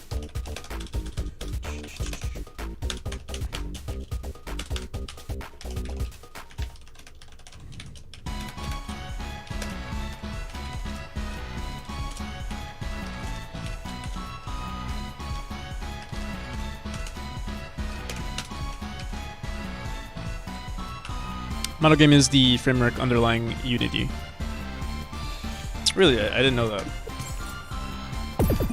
Okay, our player global position is 8,013, and the rope swing global position is 7,968. We are adding 64 pixels to this, which would get us 64 plus 18, 64 plus 68. 64 plus 68 is 132. But this is on an angle, so wait a second.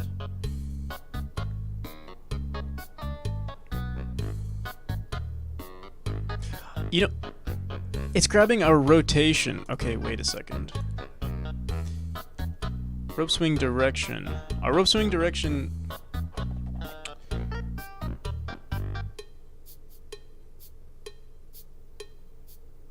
The thing that's weird is that here. Wait, let's do it. You know, we're kind of dumb sometimes, you know.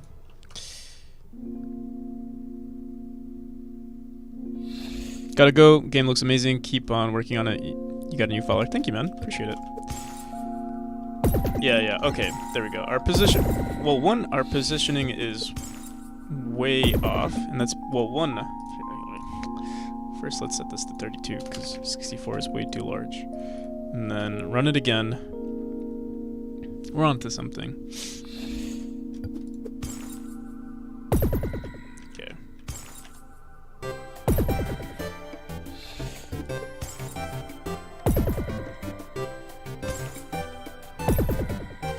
Yeah, our global position should be our rope swing node dot global position plus rope swing direction. Our rope swing direction is equal to rope swing this, whatever this is, times 32.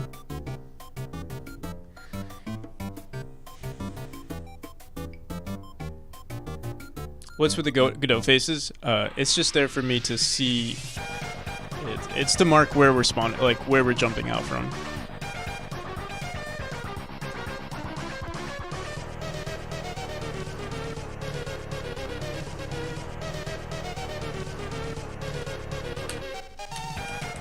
Rope swing direction. Let me try this. Times rope swing node.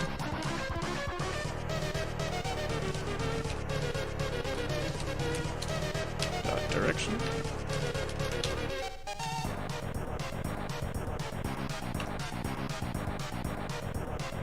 Great stuff. Excited to see where this goes. Thank you, man.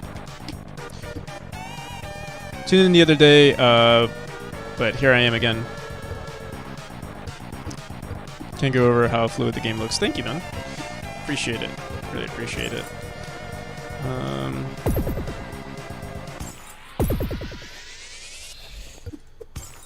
This part could be more fluid. Obviously, we're dealing with a bug at the moment.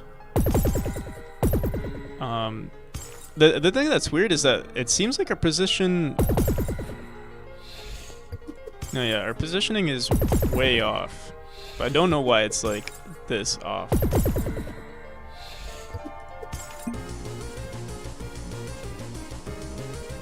If we got... Here, let me try this again.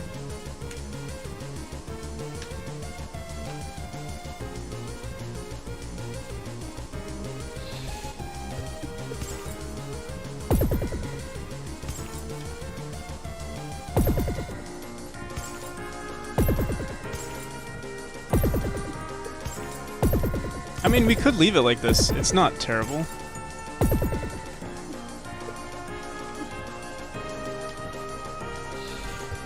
It's just that your jumps will sometimes be sort of inconsistent. Not sometimes, all the time.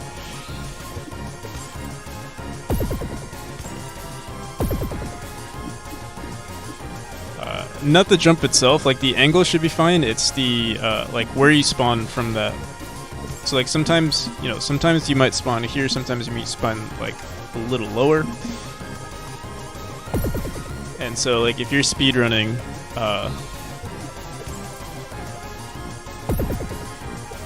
be somewhat inconsistent there. But it usually shouldn't affect your gameplay. In terms of like pixel perfect jumps, it would just affect, timing. But maybe that's fine.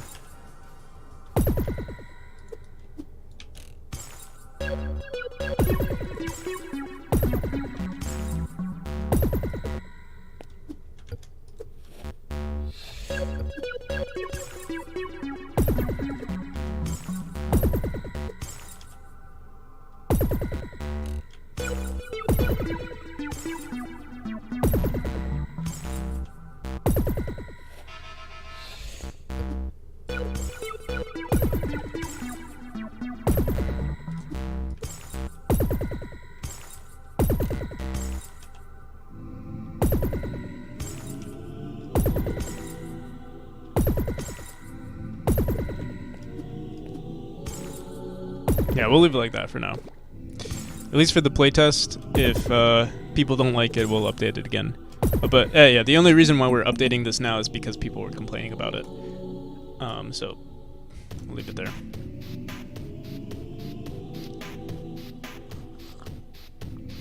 Really dig the sound effects for the rope swing thing. The rope swing thing, I don't remember what I used to make that sound. Let me see. It was either the oh yeah, it's from a sound pack, like a mobile. It's for like games like Candy Crush. I got it from like a Candy Crush sound pack. Not Candy Crush per se, but like those type of puzzle games. That's actually what a lot of our sounds are. Like even this, the sound to enter the sign or to read the sign. Also, the activate sound, our menu sounds, all of it is from a mobile game sound pack. But I think the sound quality of mobile games are like really they tend to be really high, so that's why I used it. But yeah, let's see what else we got to do. So we fixed that. Are there any other bugs in our game? Visual cue for teleport is another complaint that I got for the game. I'm not sure what to do. We tried adding a line in between our portals, but kind of failed at that. I can try it again though. Where's our player? There it is.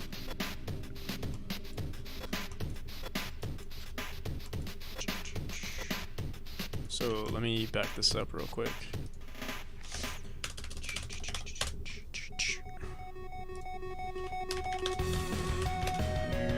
Rope swing.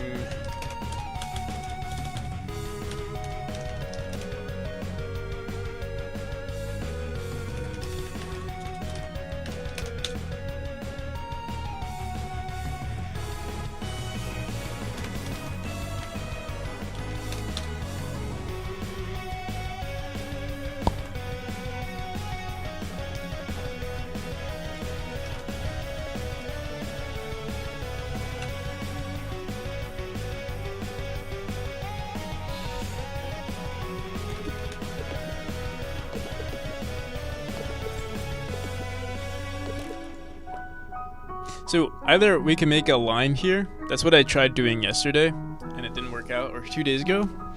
Another thing we could do is have an orb kind of like traverse through the map and hit this one. Another thing we could do is just make these more transparent, and as you go through them, they start to glow. Yeah,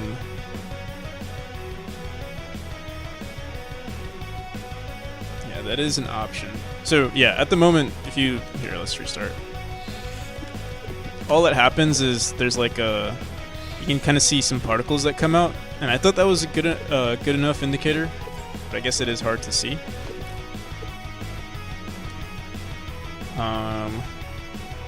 Here, let's see what we can do with that.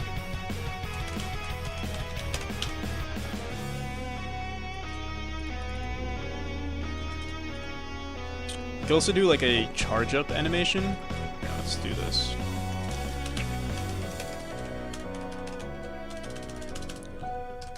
Charge up. Or here we go. I think actually it might be better for us to add an animation player. And we'll still have a func charge up.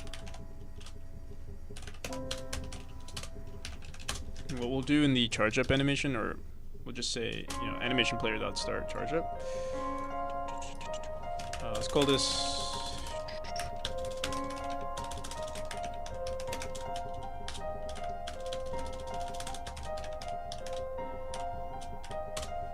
charge up. And all I'm gonna do is for the animated sprite, we'll start the. Oh, we can't do this for it. It's so annoying to work with animated sprites and an animation player. We'll just do it on the teleporter node for now. If we like it, then we'll fix it up. But here, let's do modulate or oh, this is visibility. Okay. Can we maybe self-modulate? No. Let me just make sure we save this color.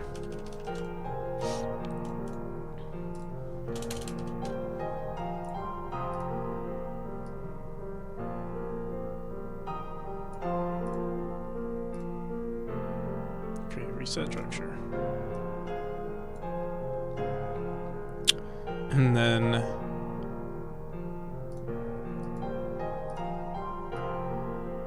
that's all we'll do for now, just to see how it looks.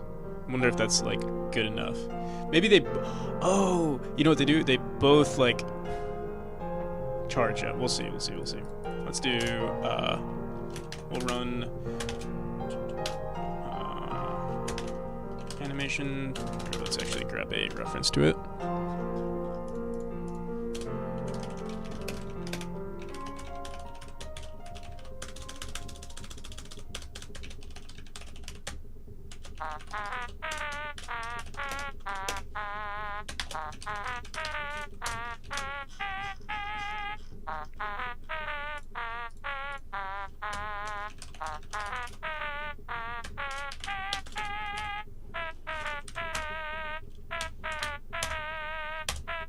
So we'll say play charge up, and we'll also say our connected node or export node dot play or dot animation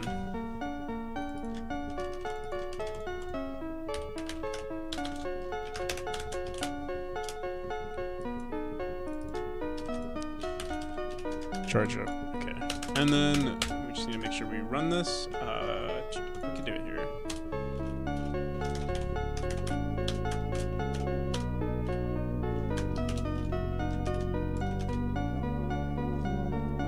The Undertale soundtrack reminds me so much of the Crosscode soundtrack. Yeah, they are similar. They're both really good too. Oh, okay. Export node animation player dot play charge up. Animation player node dot. What is this?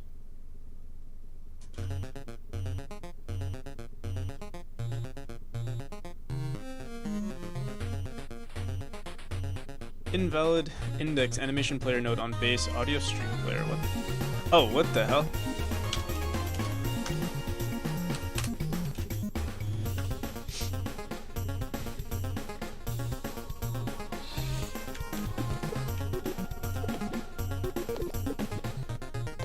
So wait, let's make sure we reset these things.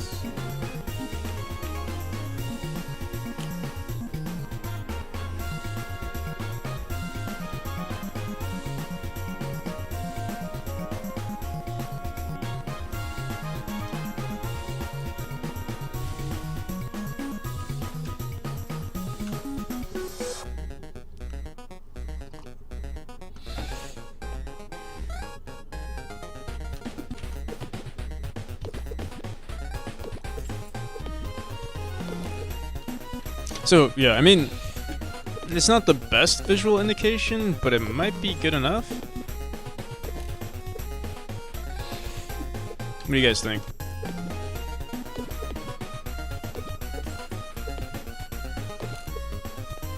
Here, maybe on this, I think we should set this to maybe that.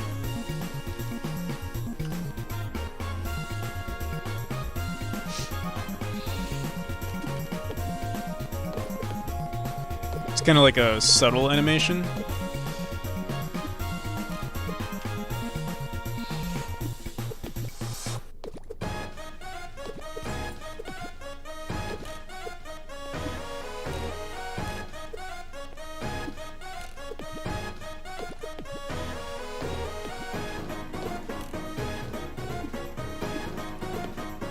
Or maybe, here, let's do this. Maybe we should make it like flash instead. So like do this, then duplicate this, and then duplicate.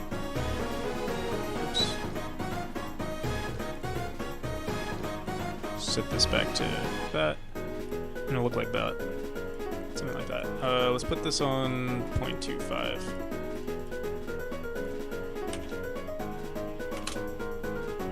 Put this at 0.5. This at 1. Okay. Oh, wait.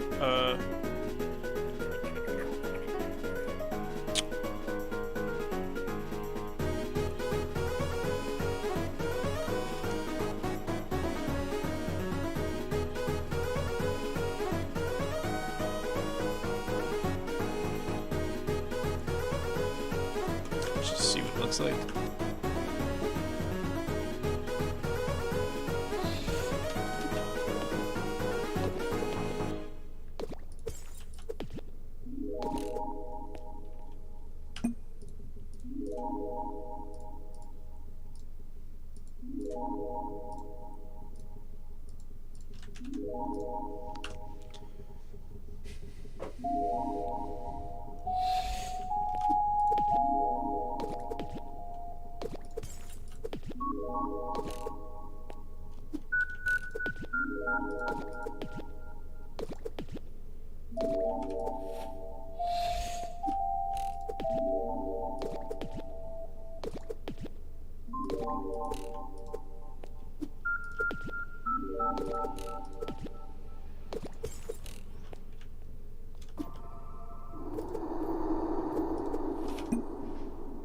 I'm not sure, to be honest. Another thing, here, let me try this. Instead of making it transparent, maybe we can make it just white. Like that.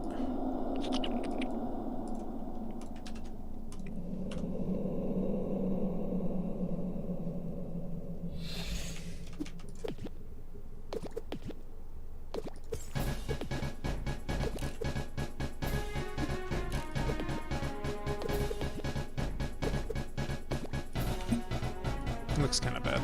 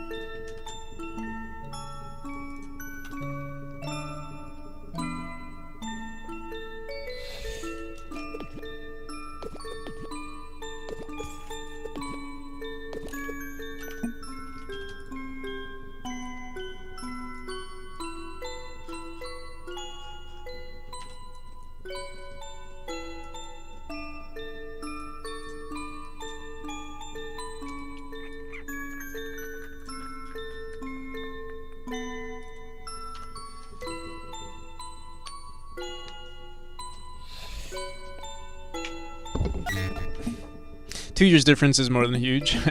Yeah. Oh, I can't even believe I thought my game looked good. Like, you know, even a year ago. But it just goes to show like how much work goes into making a game.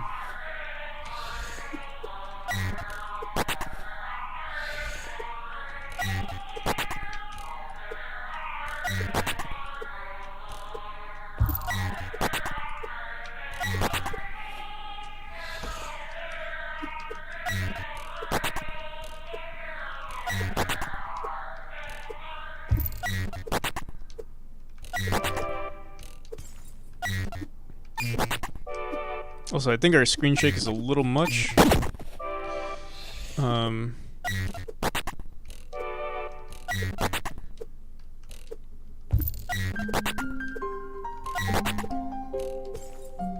Probably reduce that a bit. Oh my goodness. This stream's a lot harder than I remember it being.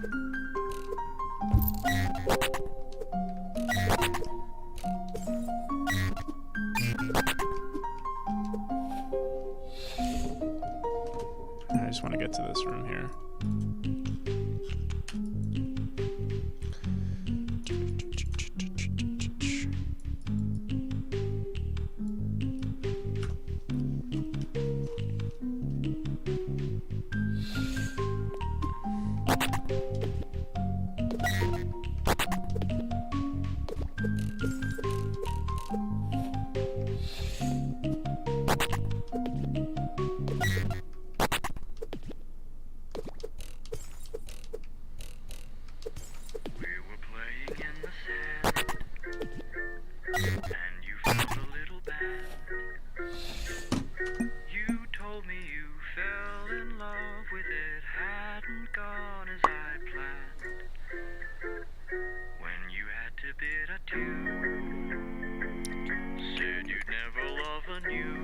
What is this song?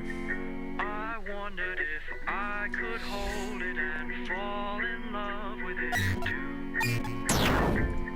You told me to buy a pony, but all I wanted was you. Marvin's Marvelous Mechanical Museum?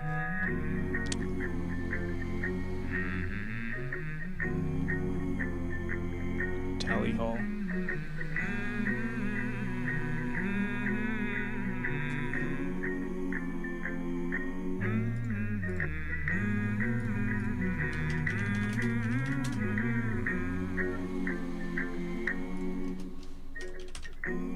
Oh, these are the same guys who made Banana Man.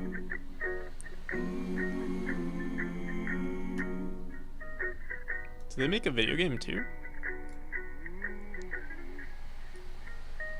Marvin's Marvelous Mechanical Museum.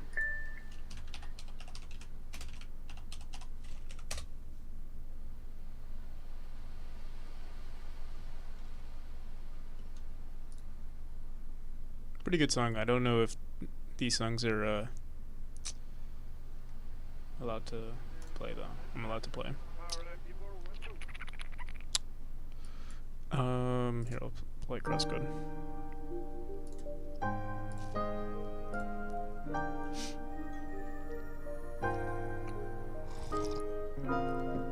No, yeah, it wasn't Undertale.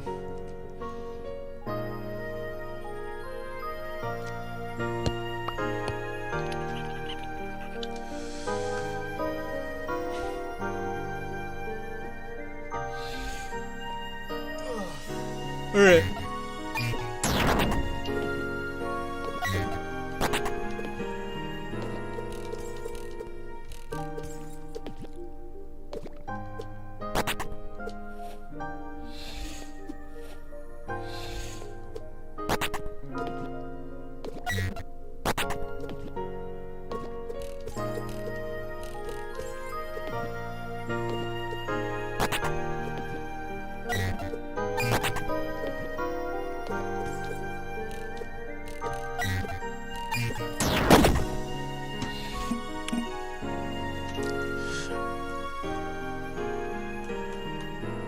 So we'll call that our visual cue. I think that's good enough.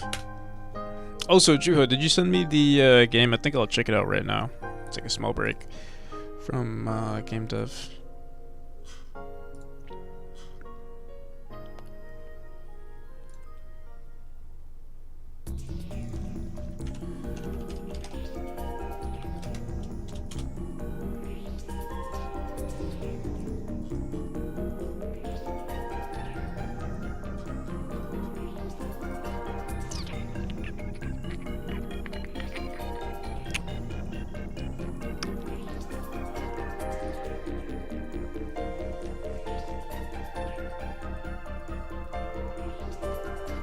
Video is disturbingly hilarious, yeah. Pretty funny.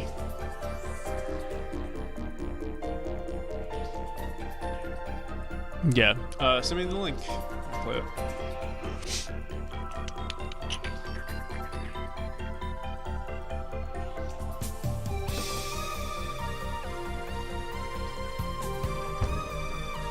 In the meantime, let me see if Steam replied. Got it.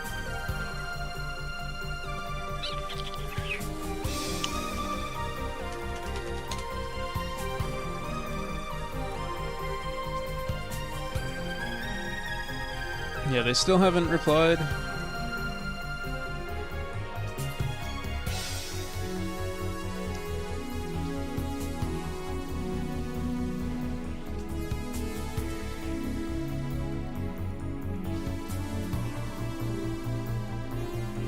Those bastards.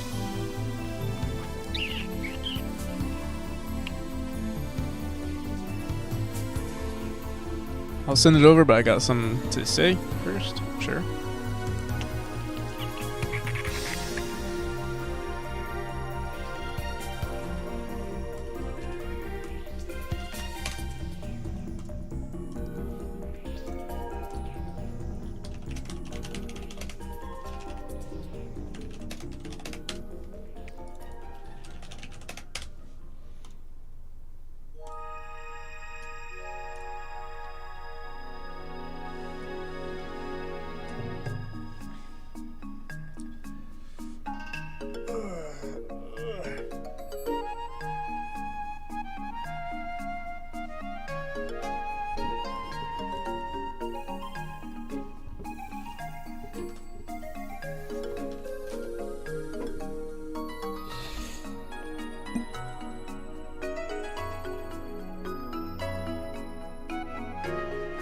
I had some weird looking gameplay, heading at 144 hertz.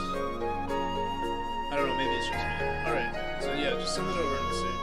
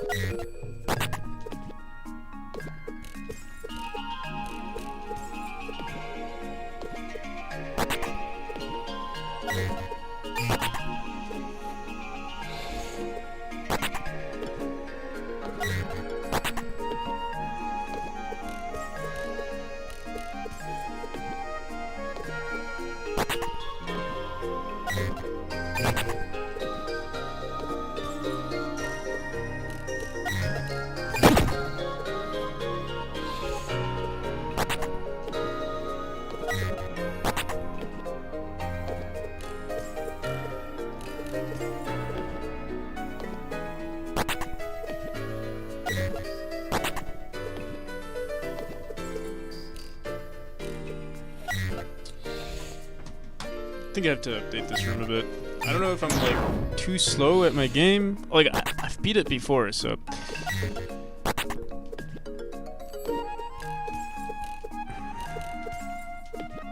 don't get why I'm slow at it now. I'm not slow. It's just that my reaction times are like terrible at the moment.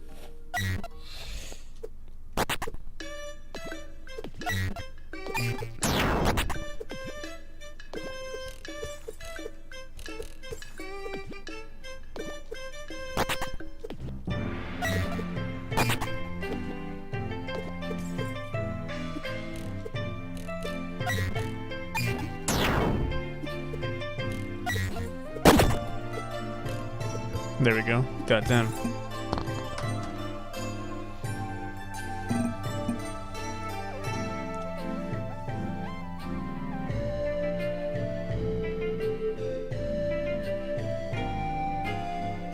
Explains a lot of the lore inside in the game. By the way, I sent it on Discord.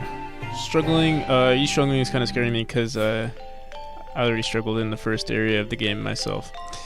Yep, it is going to be a hard game, but I hope it's fair. So let me see.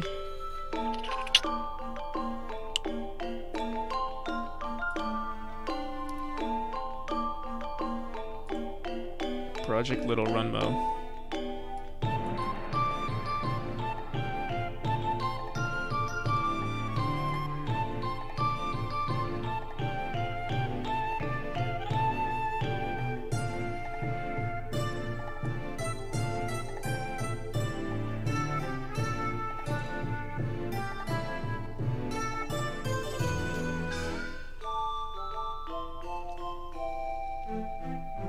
Okay, it's downloading.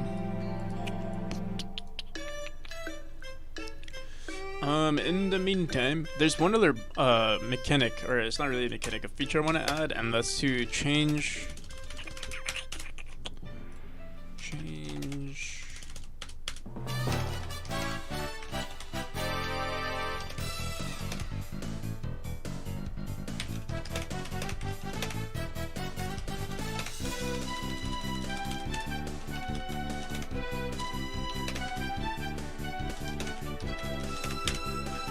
So I want to do this. I want to change the particle color based on, like, let's say we hit this orb, I want our dash to be green.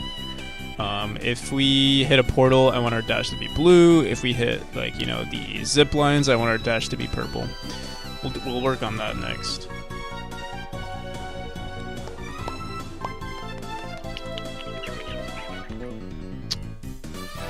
Okay.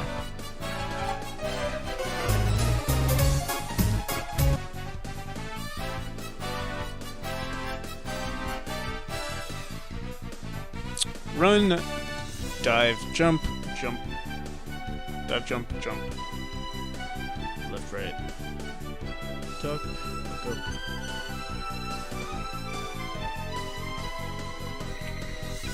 Select menu.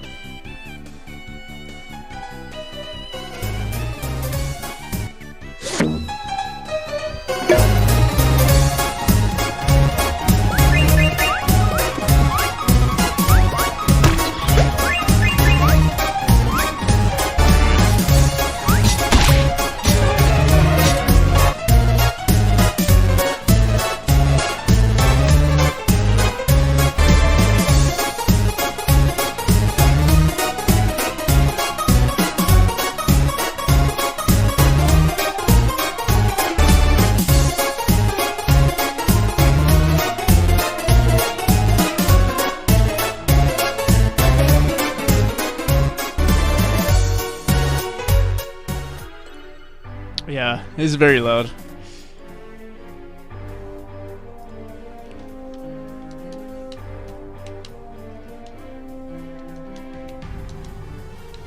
This is pretty good. The mechanic is nice, very clean.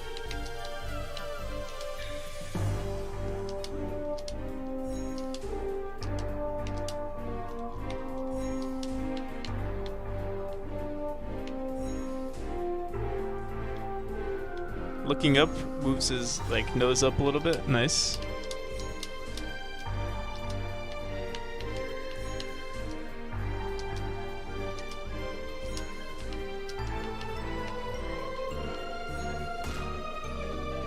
Life extraction.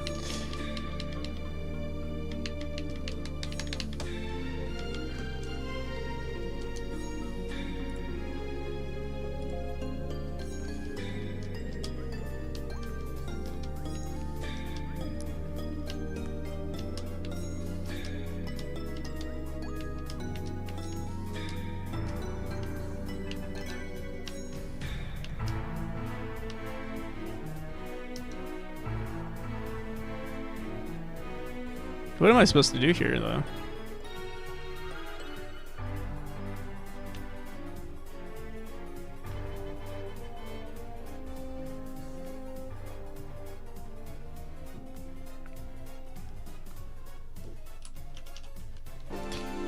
Right stick buttons.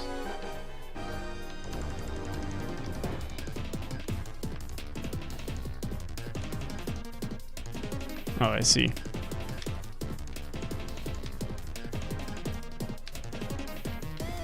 That's pretty good.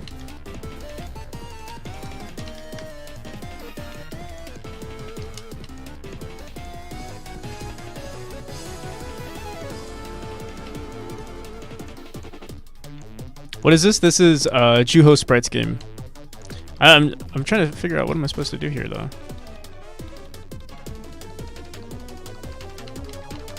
Also, I see myself right here, but then seems like I have to restart every time.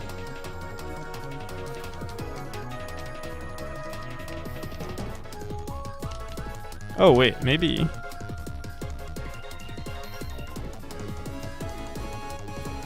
No.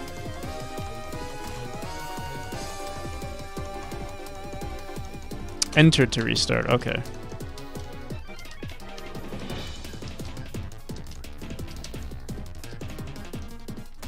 Oh no.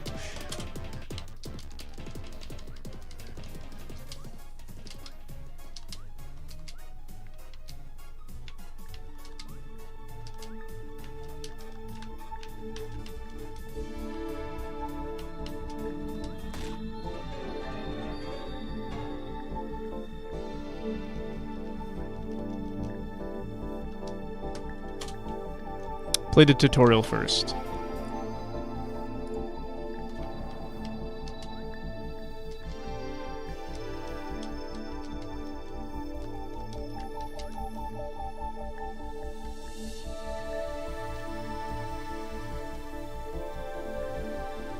Oh, you can wall jump, I see.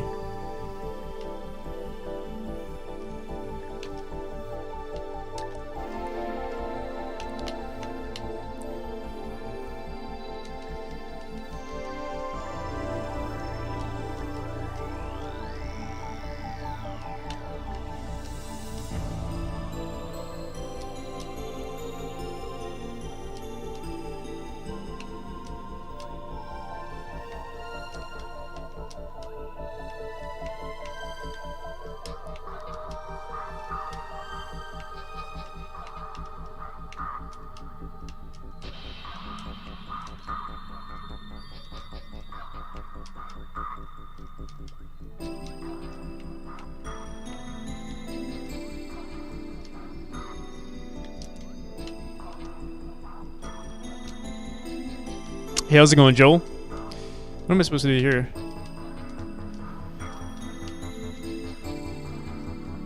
Oh.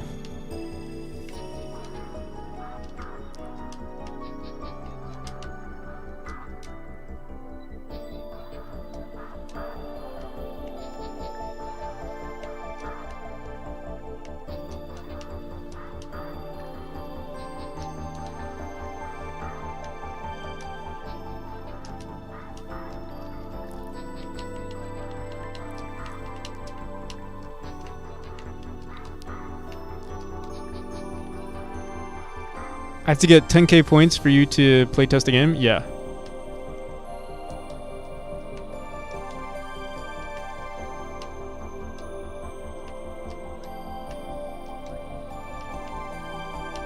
Or is it 10? I don't remember. Yeah, I think it was 10k. Oh, am I...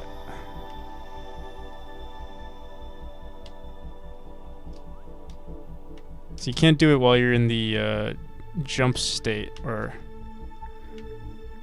whatever that state is. But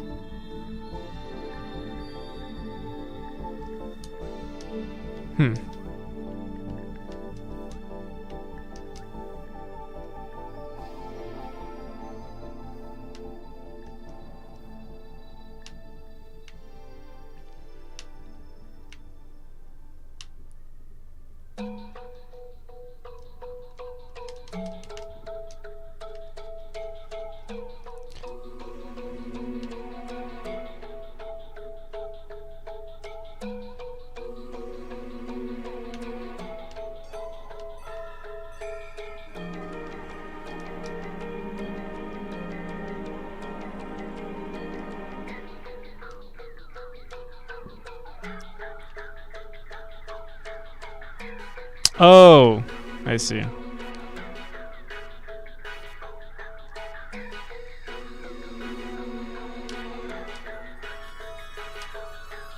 You know, that's my fault for not looking at the instructions.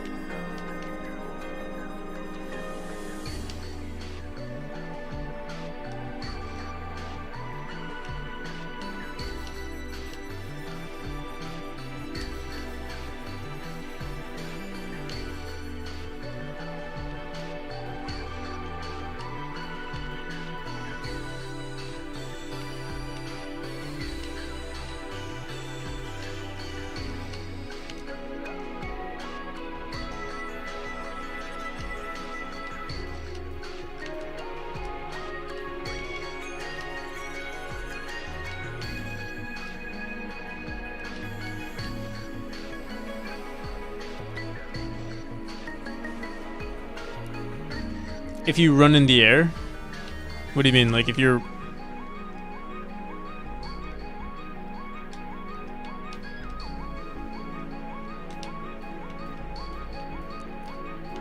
What?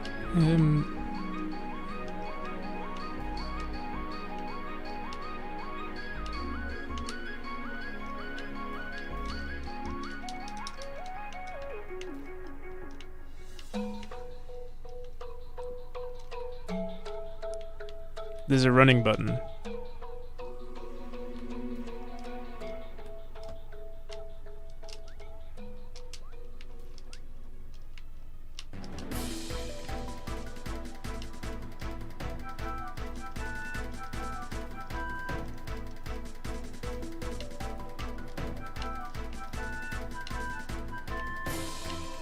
So it seems like I can jump on this, but... Or I could bounce on it. But it's hard for me to be consistent with the jump.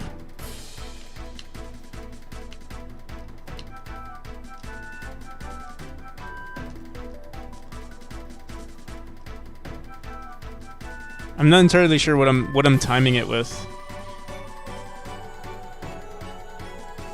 I'm getting better at it though.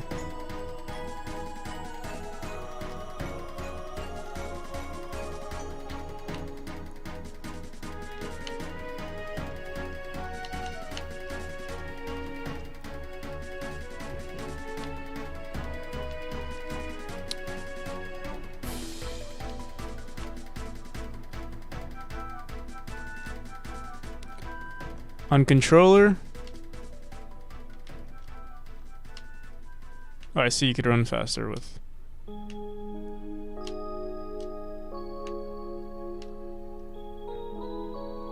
Does it affect gameplay at all? Okay. Yeah, I think I would fix the timing with the trampoline here. Or with the spring. It's hard for me to tell with, like...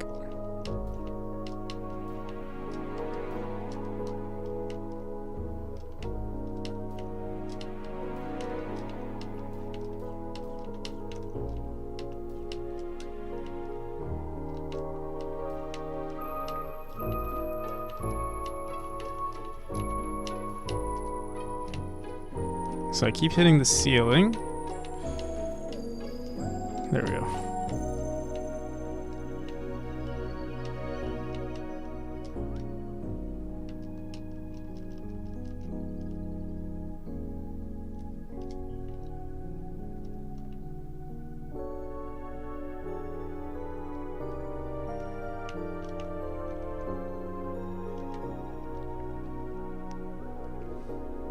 You're not timing it, just holding down. I see. Oh, okay.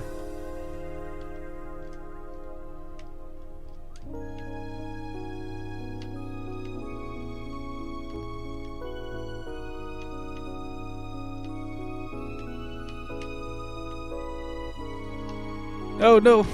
Damn it.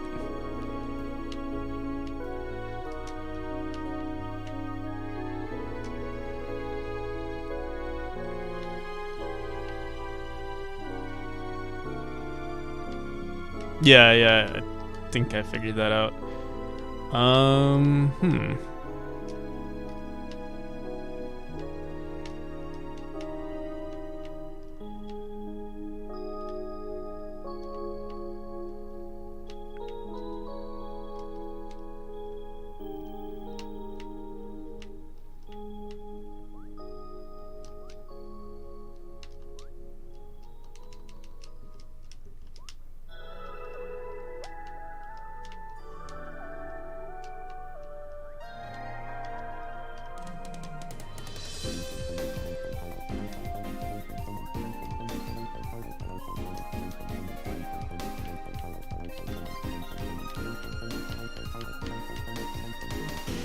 Like how you have a head bonks. Yeah, that's it's very cute.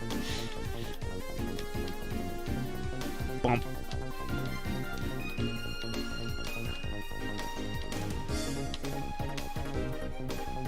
Alright, me. Oh! I'm just dumb. Okay.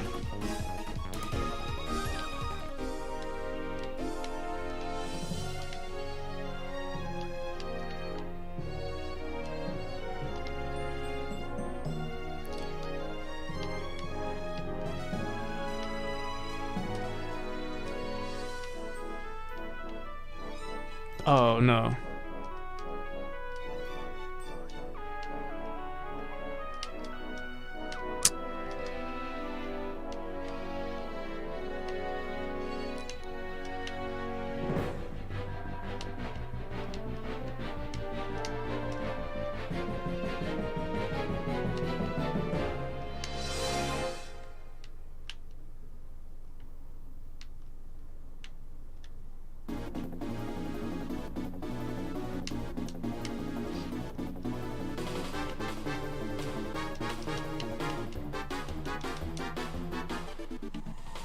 So I will say for this part, just a critique.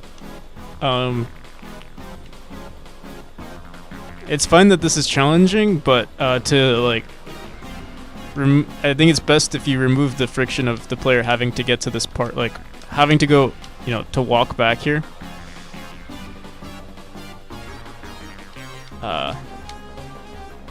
Can be frustrating.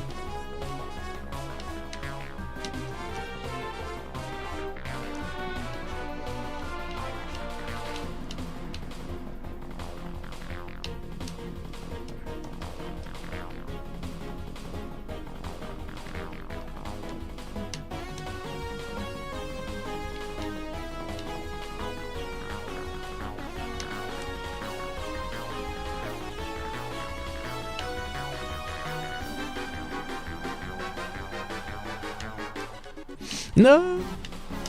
Damn it.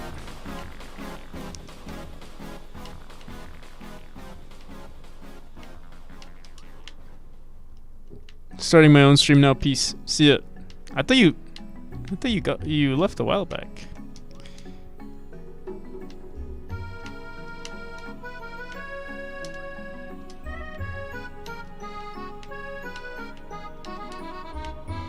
Damn it.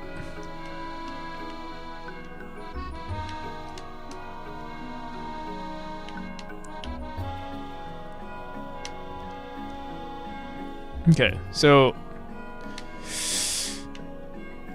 we've tried this several times and it doesn't work. Let's see.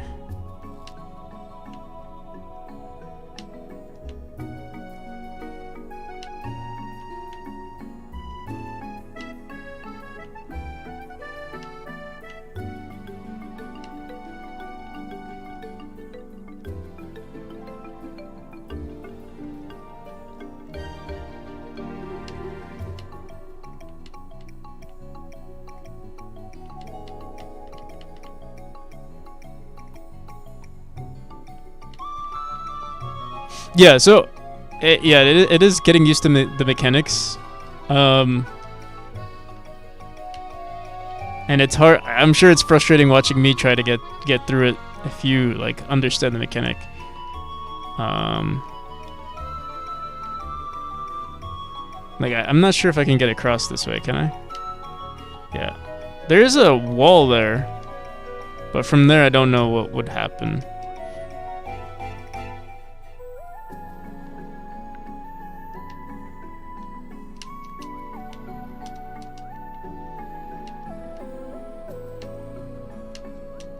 Oh my god.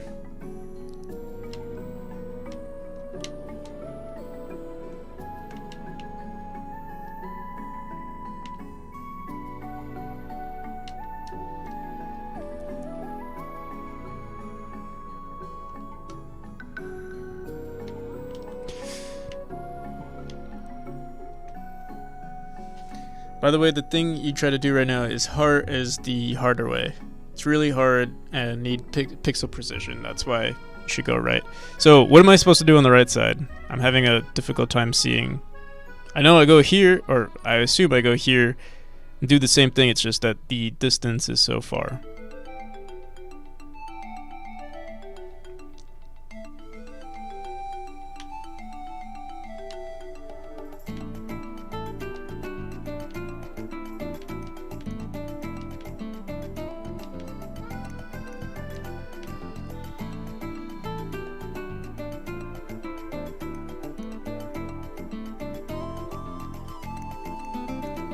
And is that a tile right there? I'm wondering.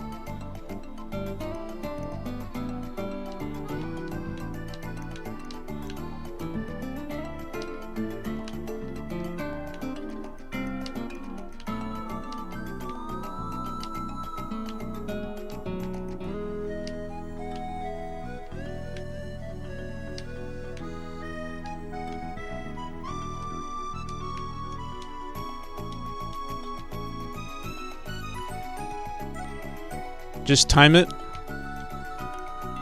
So, here, tell me if I'm doing this right.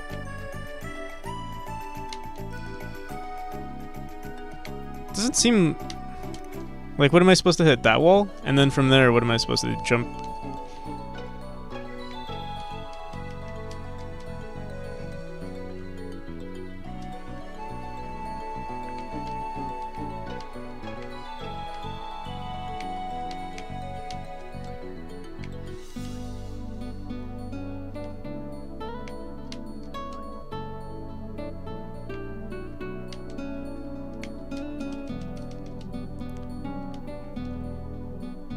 I gotta press. So you have to run while you're in the air too. So I have to hold X.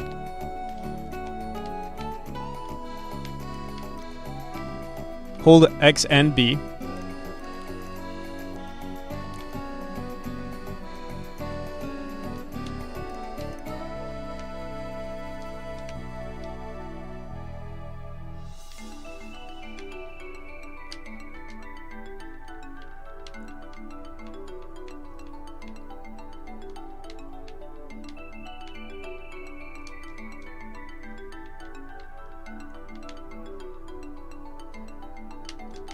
I don't think I could press X and B at the same time.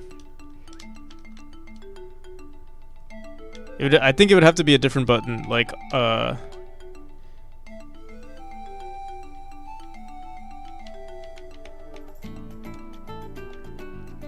started. I'll be very disappointed if you read me. Why are you not responding? No toxicity even. Because I'm focused right now.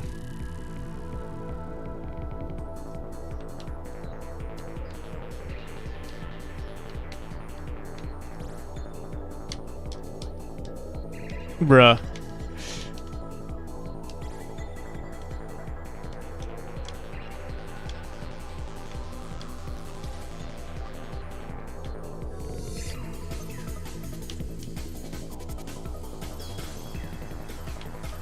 Here, let me. Do you have it in the YouTube video?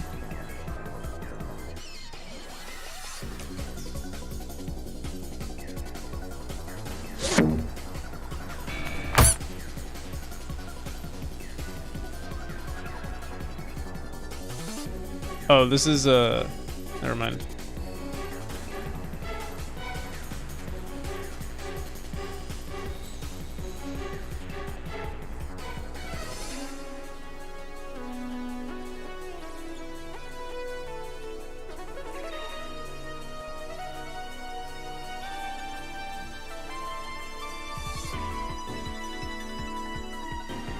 The thing that I'm curious about is that, like, to press run, like, at the same time as a jump might be too difficult.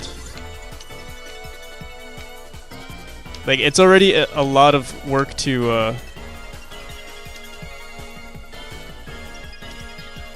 yeah, it's a lot to press at the same time, is where I'm getting at. Like, I know in Mario they do it where, like, you know, you hold run and then you jump. But to, like, right now I'm holding left, and then I have to jump. Like, it's hard to explain, but, like, if you're using Y to increase your speed, you might as well, like, automatically add that as the mechanic. Like, I don't know, maybe that's just my opinion.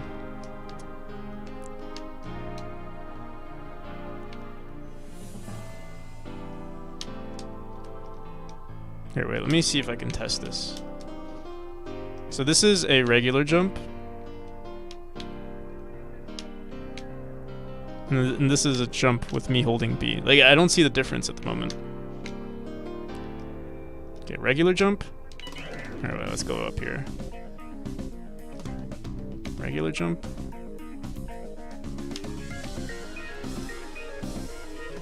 And then jump with Y. See, it seems like it's the same thing to me.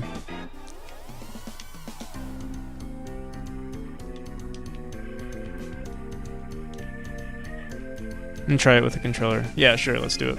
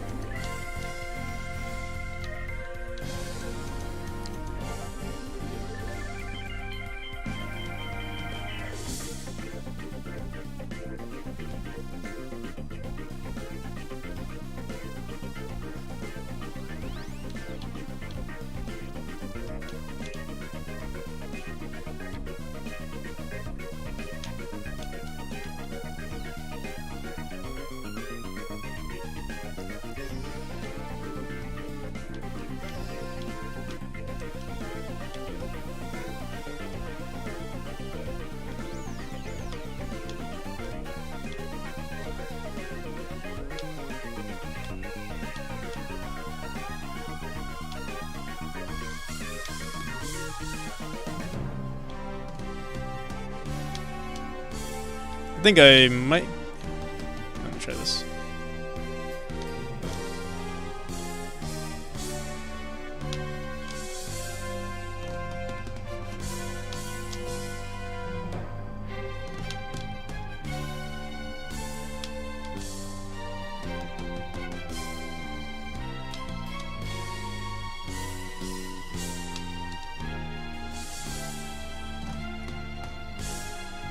I'm in the memory call, by the way.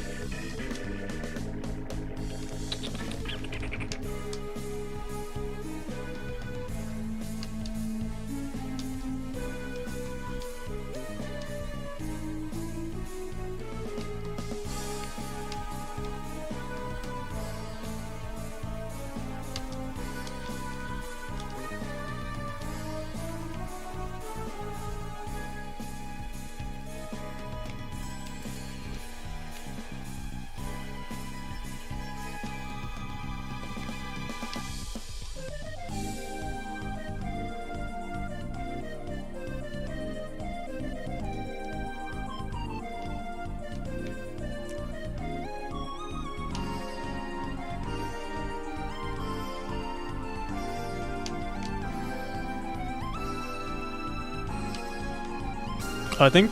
Oh. Bruh.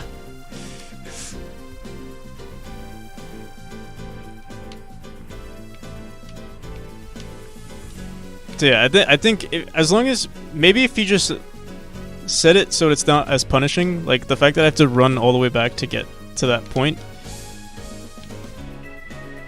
So I want to just keep trying it, you know. Yeah, it's like you're punished for trying the mechanic and then you have to come back. Oh my god.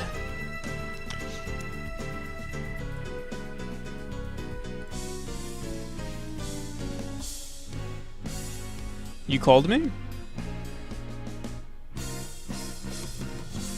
Yeah, I'm in the memory chat. Just you could share your screen there if you want.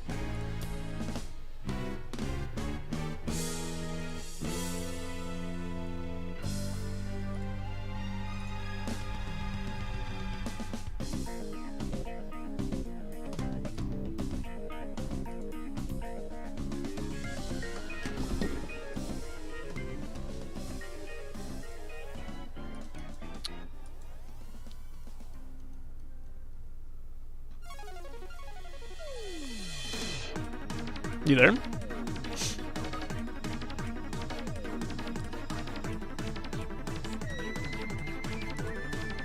Hello? Hey, how's it going, man? Hey man. So can you hear me properly? Is everything alright? Yeah, it's all good. Oh, okay, nice. I don't know if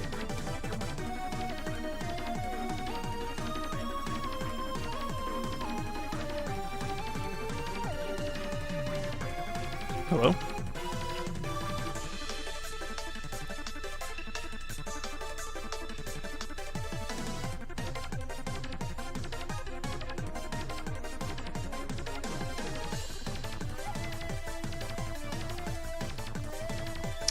I can't hear you anymore. Richard.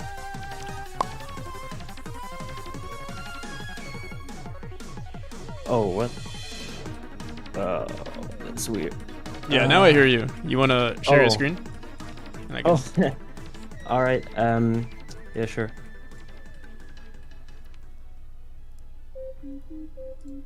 Yeah, got it.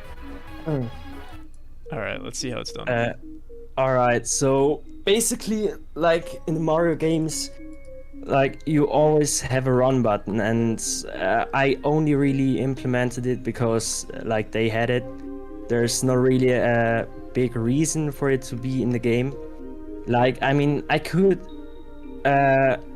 like remove it and it wouldn't actually change that much, but yeah, I'm not sure yet what I'm gonna do with it.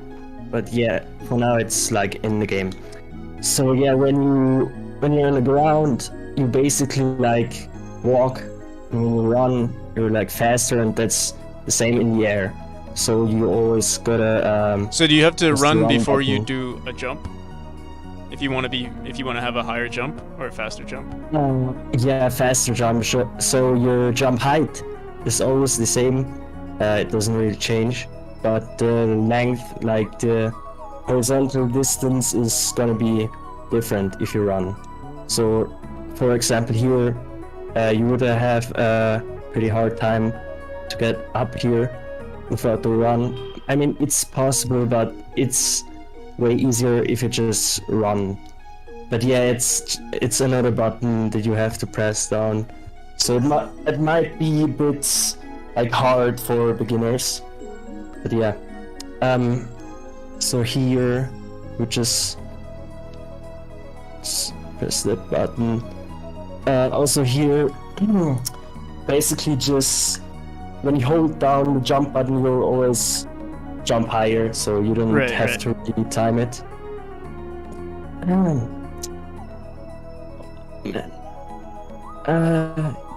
Yeah, so this part, you could either just jump low or make like this long jump. Yeah. And here, yeah, this part. Yeah, I get that it's like kind of annoying to always run back, go up there, and do this all again. But that's basically just because I haven't implemented a respawn system yet, so it's just that like makes sense. Yeah. the fastest way to do it. Yeah, so this part is basically just the section from before, which is a little bit harder. So you just gotta press like X or Y to run, and then like long jump over it.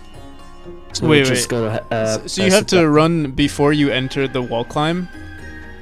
No, not really. I mean, for example, when you're in the air and just walking, you can press run and then instantly run in the air. I So see. you could like spam it. So you don't have to run first on the ground and then like it translates over in the air. Like you can always press the run button. And yeah, like that.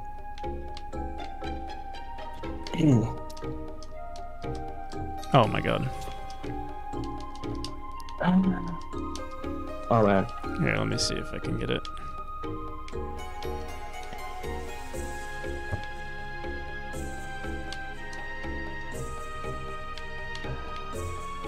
Right, I'm watching the stream right now.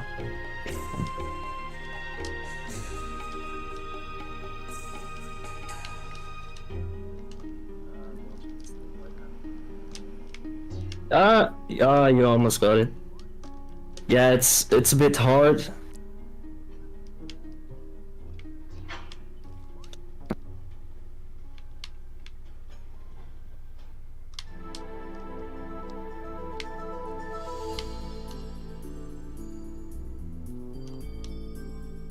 So I'm pressing B while I'm jumping. Mm-hmm. At the moment, it's not like I'm stuck here. Oh, there we go. I see. You make it? Yeah. Yeah. All right. I see. So you can't do this. You can't jump and dash or like jump and leap while you're facing a wall. Yeah. No, not really. I see. Okay. But yeah, all in all, it's a good game. Oh no. Oh, okay. Thank God. Hmm? No, there's. Oh yeah, no. You don't have to restart the whole thing. Alright, let's see.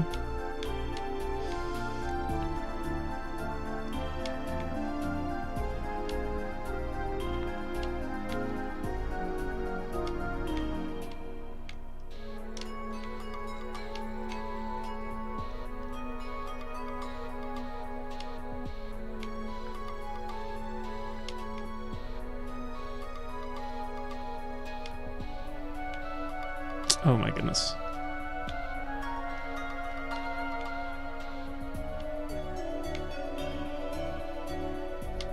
So what am I... Here, let me try this again.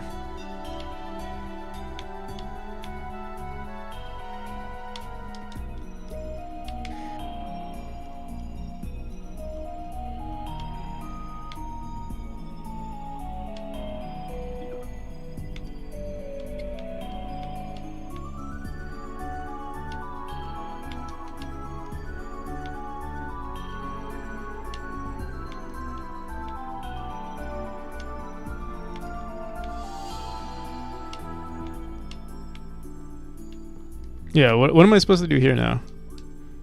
Yeah.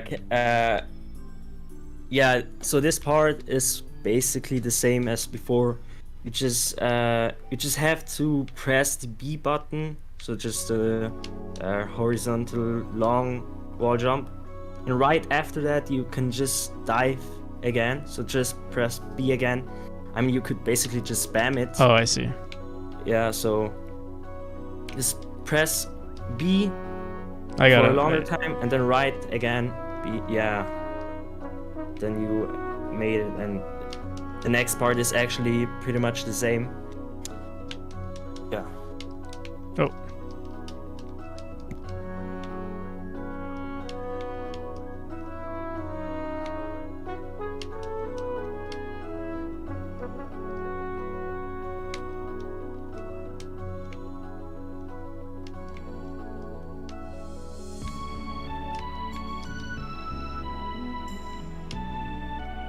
Yeah, I think the timing is kind of hard, right? Because also, you like have to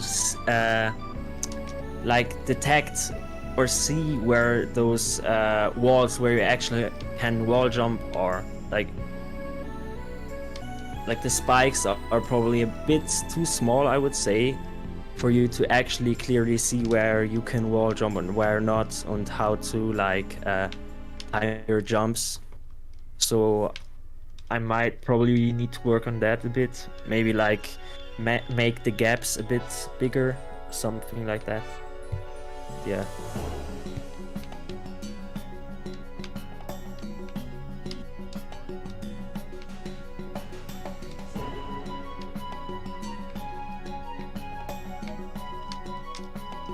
No. Damn it. Yeah, you bumped your head right there. There's a delay, so you didn't see me. I don't think you saw me fall yet. Yeah, there's a like I think a 10-second delay or something like that. Oh, I forgot I'm streaming.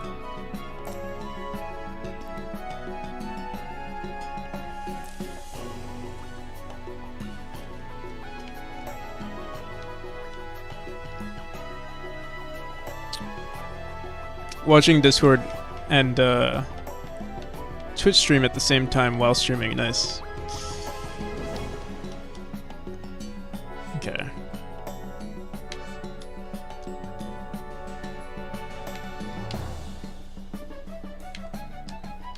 Oh my god.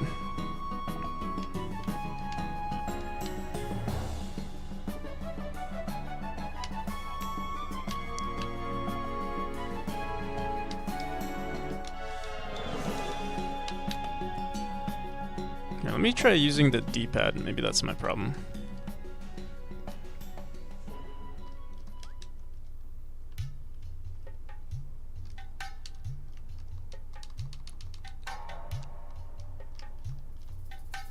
Oh, Octobit is also on Discord right now. Yeah, so, yeah.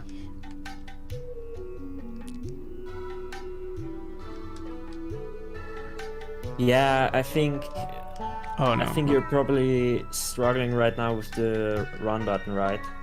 Like it's Yeah, it's not intuitive for me yeah. to press. I get it. Yeah, I haven't been pressing it this whole time, which I guess would probably give me like I mean I was able to make it up there without pressing it, and I guess that's what's bothering me is that I was able to. Let me try this.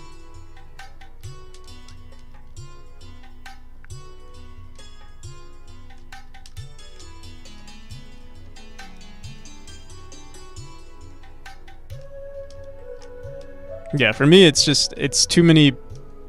If you can reduce the amount of buttons the player has to press, that's ideal, in my opinion. Yeah. It's like too many things at the same time. Yeah. Yeah.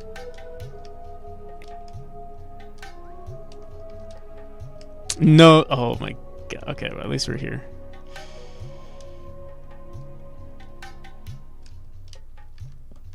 Oh my god.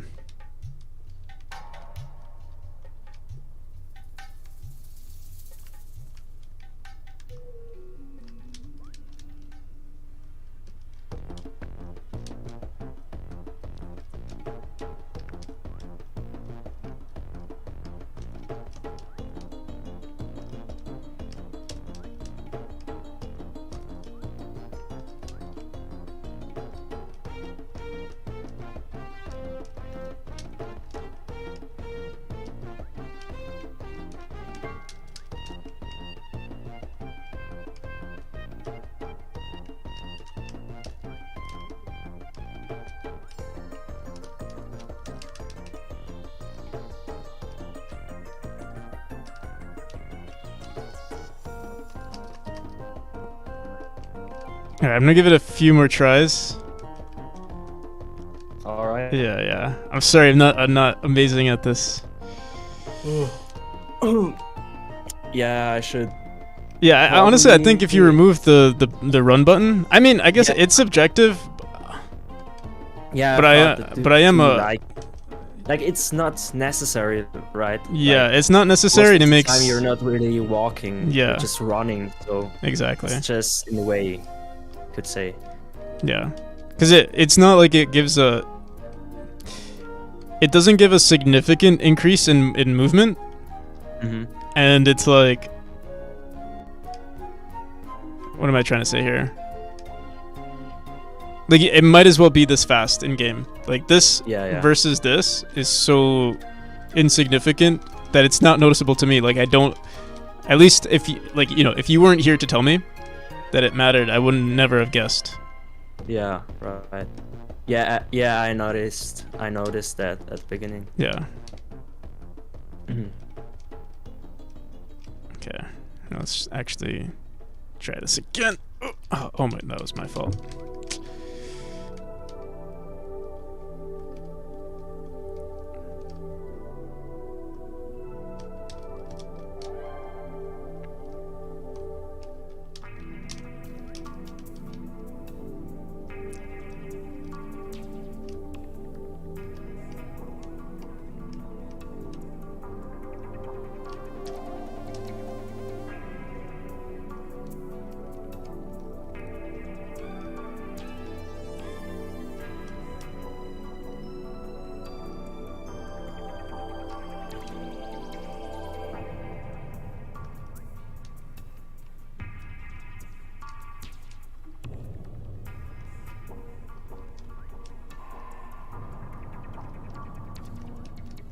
No. Oh, thank God.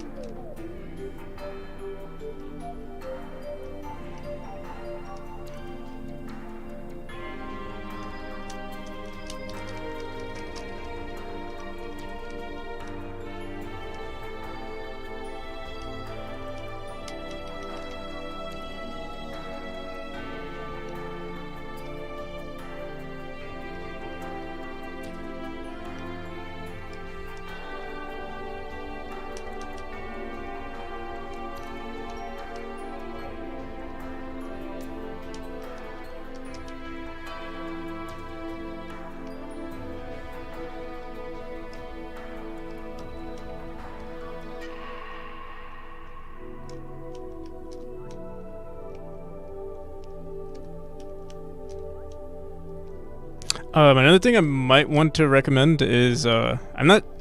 I guess maybe because I'm not running as often as I should. It seems like it's supposed to be very pixel perfect, like the platforming, which is usually not something that you want to do. This is me talking from the perspective like of Celeste, or like what I've learned is that like making a pixel perfect game is it's not usually, unless you're like a hardcore gamer, it's usually not fun for people to make it pixel perfect. Yeah. So you're mostly talking about those wall jumps, probably, right? Yeah. Like to get to the wall, like to time it perfectly is like it might be satisfying if you're like really good at it, but if you're like for the typical user, they're going to be very frustrated. Yeah, I get that. The thing is, I also I noticed there are probably a lot of wall jumps that are like only possible if you do them like pixel perfect. Yeah, that's right. But I don't really plan to have the gameplay be like that, and it really was just because of like me speed running the level design, so I haven't really put much time into thinking about the ending. Right. But yeah, that's a thing. Yeah. But yeah, it's a good game. It's very. I love the art. I love the thanks. aesthetic. The mechanic is also really cool. Like the jump. It reminds me of. Have you played Fall Guys? Yeah, I played that. Yeah, right. It also has like this diving. Yeah, but this is also in terms of responsiveness. I think it's subjective, but for me, I would love the ability to dash and then enter the wall climb. So like go from here and then wall climb. But it seems like you're stuck in this animation until you fall. Yeah. That might also be a really good idea. Yeah, like, I mean, it might mess with your. Sorry, what? Yes. Yeah. No. So I don't know how the gameplay would change. Because I haven't really tried it, but it's actually a good idea. Like I might do this. Yeah, it would help with some of the levels too, especially for like this one right here. You'll see eventually when the stream catches up. But yeah, when it comes to the wall jumps. It'll help a lot, I think. And it's less punishing too, because when you do this, you're stuck in the animation until you hit the ground.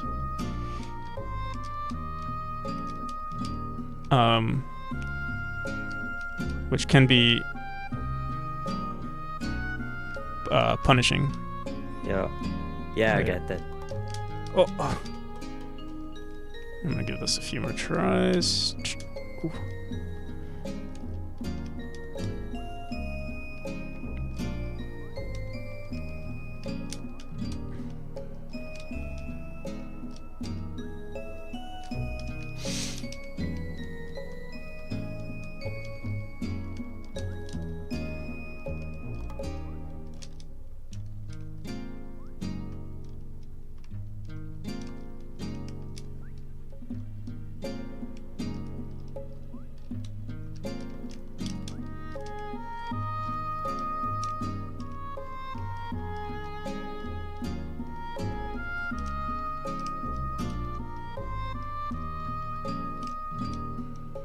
So yeah, at this point I'm trying to get across, but I can't.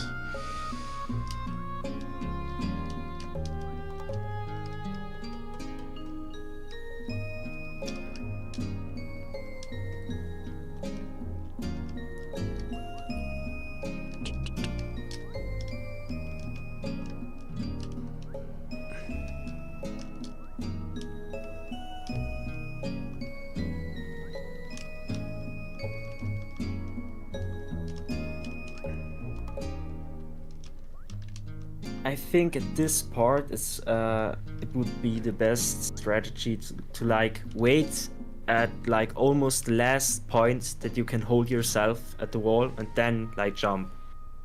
So just go as low as you can, so you just like don't bump your head, and then wall jump and then do the dive. I see. All right, I'll give it one more shot. If I land down back here, let's see. Oh my god.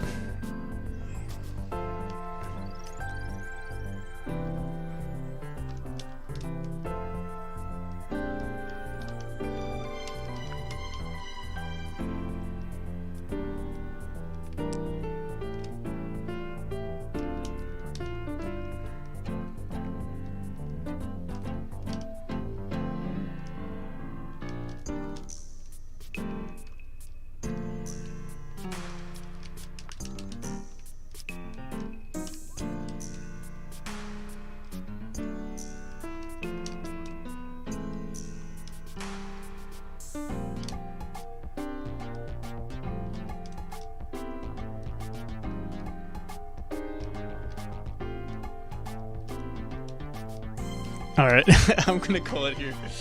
Oh my god. All right. But, yeah, man. But yeah, thanks for playing. Yeah. I mean, like I said, it's really good so far. Yeah. The art is amazing. I think the mechanic is also very unique. Yeah, man. It was really funny to like see you play. Yeah, I really haven't expected to be like, to be just like a bit struggling for you. Yeah, I mean, I've been playing this game like just for myself. I haven't really. I mean, it's not for download yet. Right. So I think that's something that a lot of people struggle with, especially for platformers. Is like, obviously it seems intuitive for you because you programmed it. It's the same thing for me. Like whenever I watch someone play, it's kind of a lot of the time it's frustrating for me to see someone struggle with the gameplay, and that's why I added I added signs throughout the game because a lot of things don't seem intuitive for people, especially people who have never played platformers before. Yeah. And even as you saw, even for me, like I have played platformers before, and I was struggling with your game, but that doesn't mean the mechanic is bad or like your approach is bad. It's just that it needs to be taught to the player in a better manner. Usually through level design, but I mean you can do it with signs, but you see, like I tried adding level design to teach the player, but it's hard. That's why I switched to signs, or I added signs as like an extra measure for people. Yeah. But yeah, great game all in all. Yeah, thanks again, man. Hey, it was really fun. Yeah, for sure. Probably gonna end the stream here. Here, I'm gonna mute myself just for a bit. I might see if Octobit is streaming. I'll probably rate him with all 3 viewers.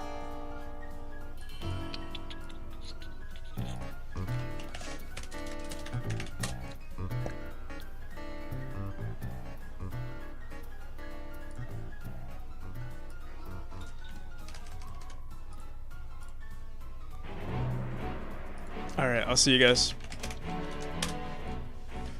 Peace.